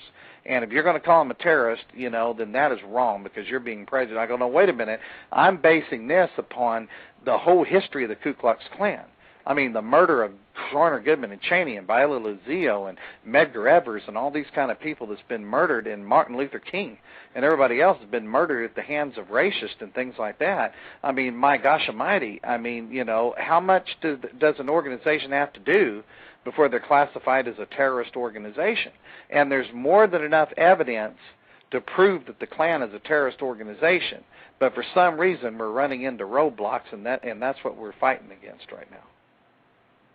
Okay. I understand what you're saying about the First Amendment in terms of freedom of speech, but as you mentioned, it is their actions of destroying personal property, defacing personal property, murdering people, that's what actually separates them as being a terrorist organization. However, if these actions, or when these actions were committed, if they were to have their hoods on, no one would really identify who was who. How could they in turn be prosecuted and then labeled as a terrorist group if they stay hidden? You see what I'm saying?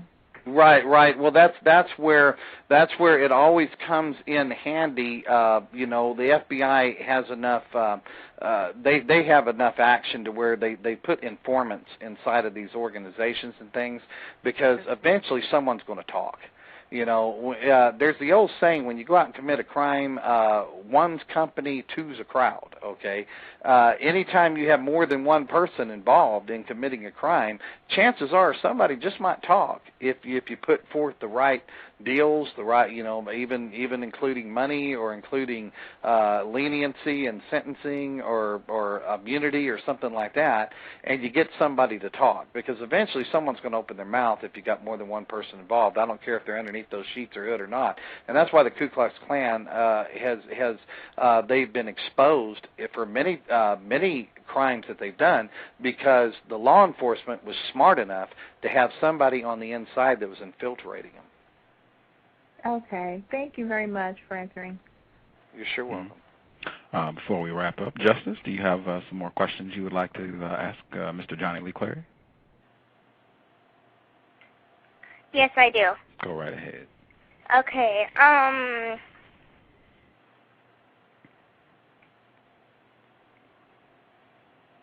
How can the system of white supremacy be stopped?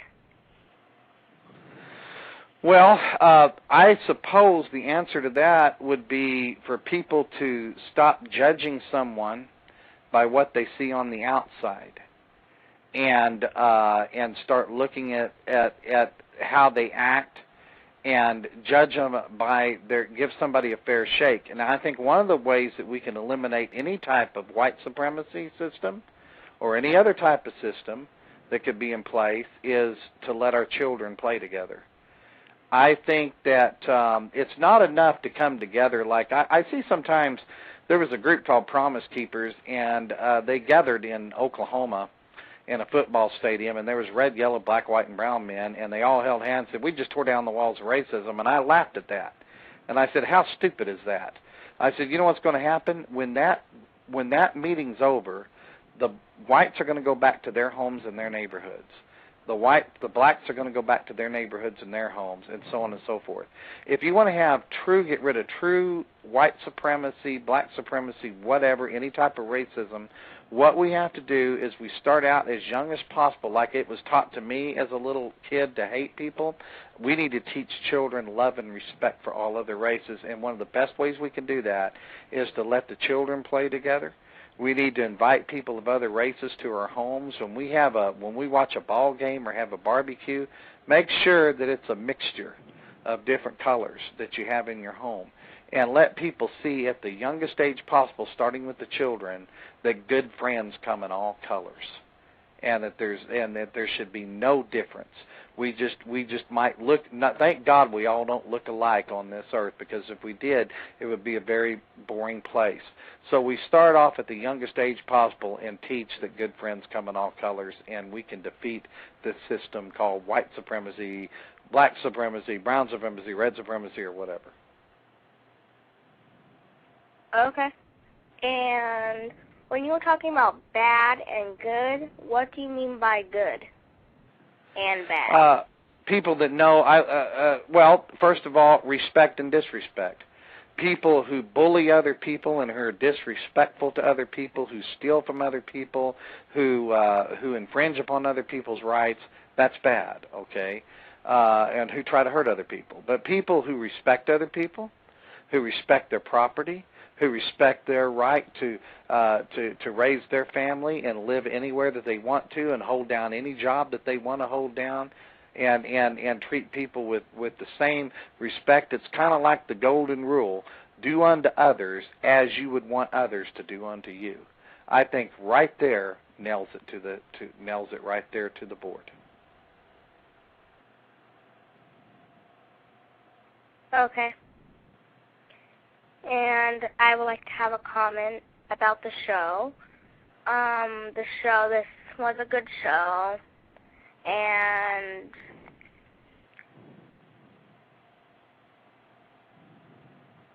I mean, it was just a good show, and just one of the best shows that I've ever had when a white person came on. Do you still think, Mr. Johnny Lee Clary, do you think he could have been practicing white supremacy today on the show?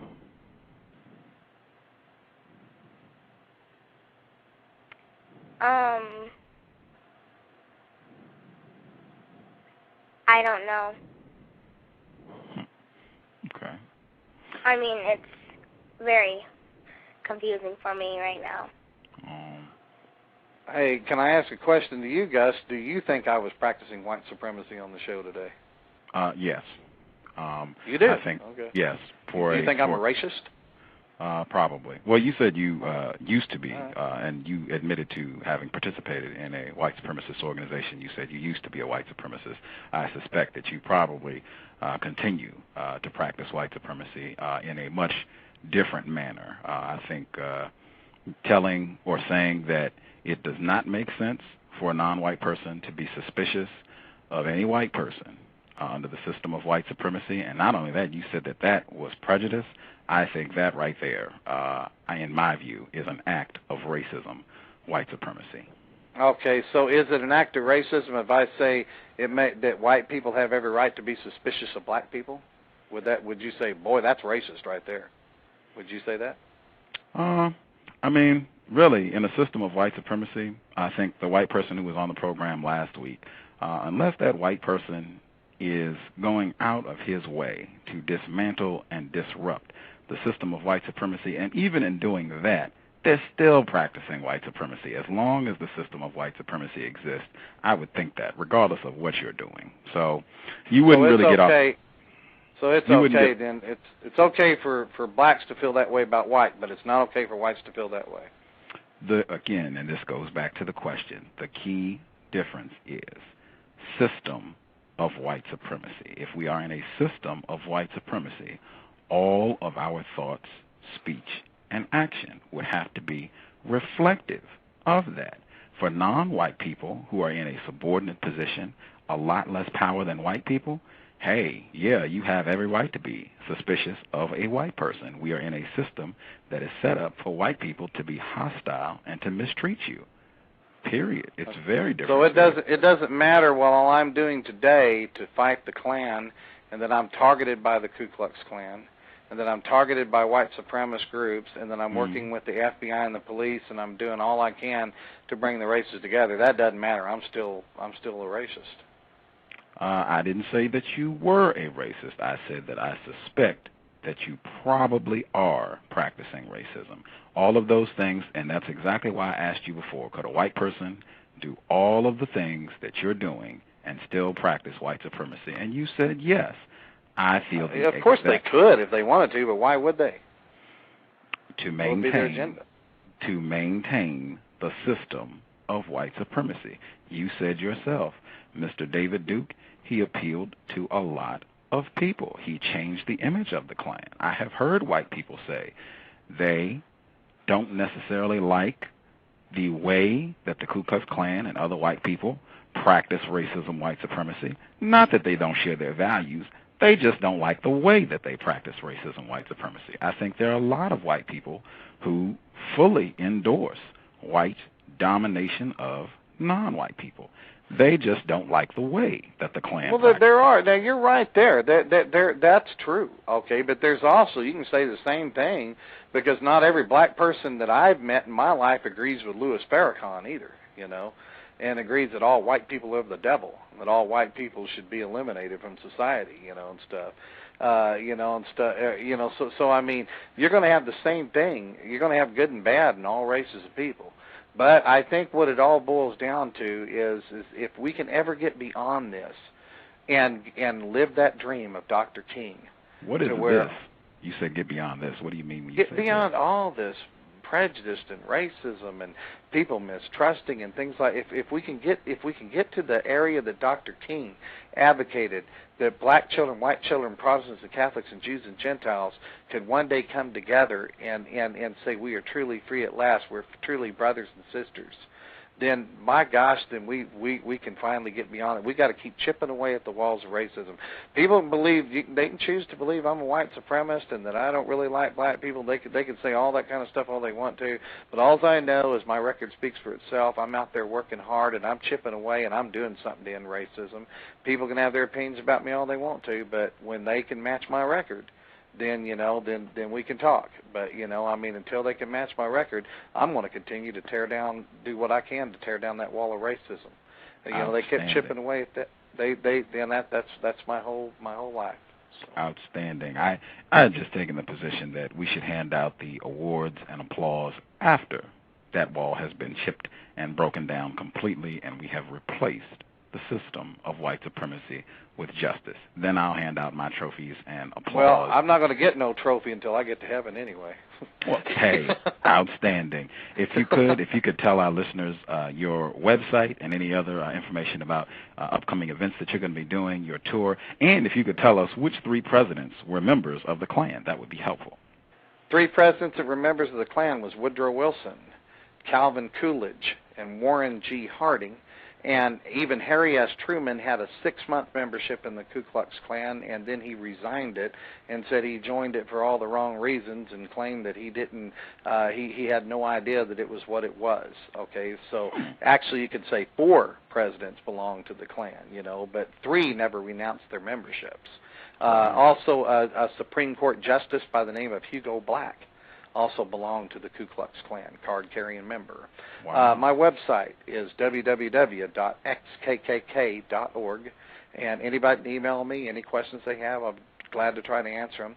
And I'm going to be touring North Carolina in the upcoming, toward the end of September, all through October. I'm going to be in various places in North Carolina, and at the end of October, I will be in the big city of Tampa, Florida, and working on racial reconciliation there, and just all kinds of things coming up. And, of course, I live in Miami, Oklahoma, and I'm going to be speaking soon in Miami, Oklahoma at Apostolic Assembly.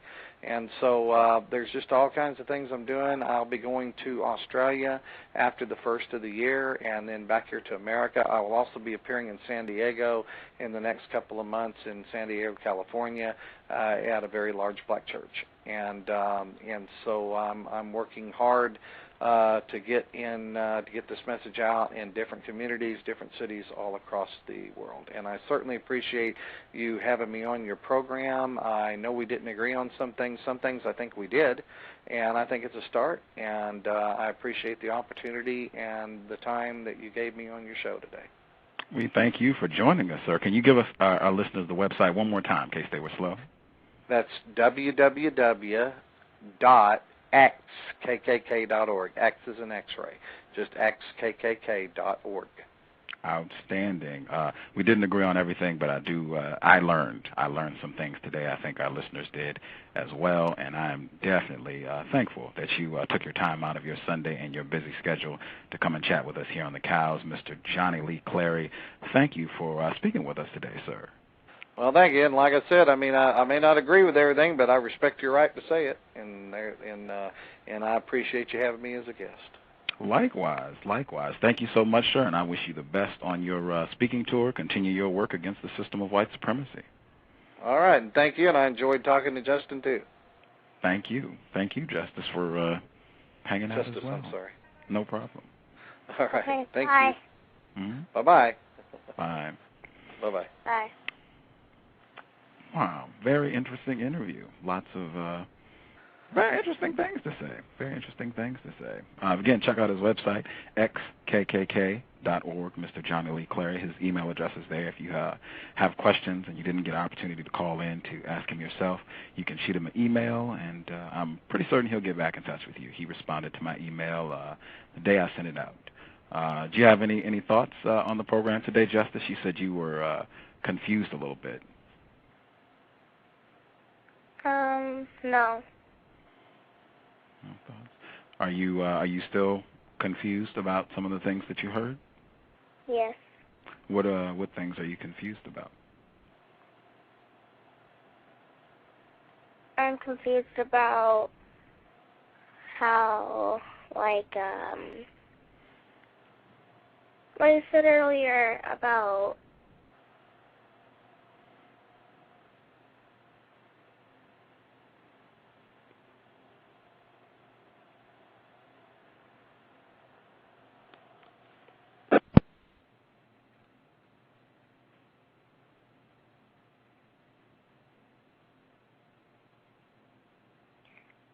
I'm sorry, I can't think of it right now. Oh, no problem. But it is very confusing. I know the feeling. As I told Mr. Johnny Lee Clary before he left, I suspect he probably is continuing to practice racism, white supremacy. Definitely. Yeah, this is what I was confused about. That when he was saying that he is not a racist. Mm-hmm. That confused you? Yeah. Okay. Do you think he is practicing racism still? Yes. Okay. Yeah. I suspect that he probably is still practicing racism. As I said, him saying that he didn't think non-white people should be suspicious of white people. Wow. That's, man. And, I mean, it doesn't really matter if you're going to have, a barbecue or, some fun stuff with non-white people or white people. I mean, you can still be a racist. I agree wholeheartedly. And he does, too. That was one thing we all agreed on. He said that a white person could do all of those things and still practice racism, white supremacy. So everybody agreed on that point. So, yeah. Very interesting. I feel like I learned some things, though. He had interesting things to say. White people generally do. Why I enjoy talking to them. We'll see. Did you think anything else he said? Did you think anything else was interesting or confusing or anything else that you thought, hey, I think he could be practicing racism when he said this?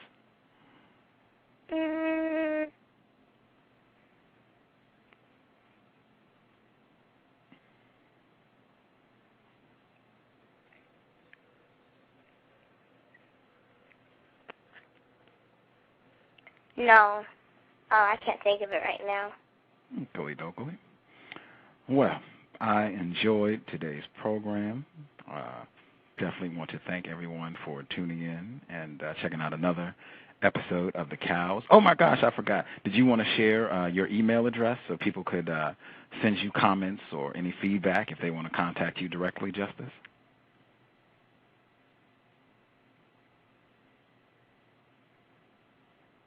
Yes, I do. Sorry about that. No problem.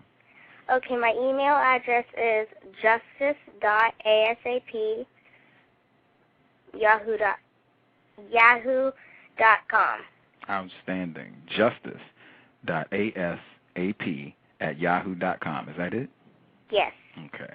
There you go. You can contact Justice directly. If you want to send her any fan mail, comments, comment her on the fantastic job she's doing co-hosting The Cows, justice.asap@yahoo.com.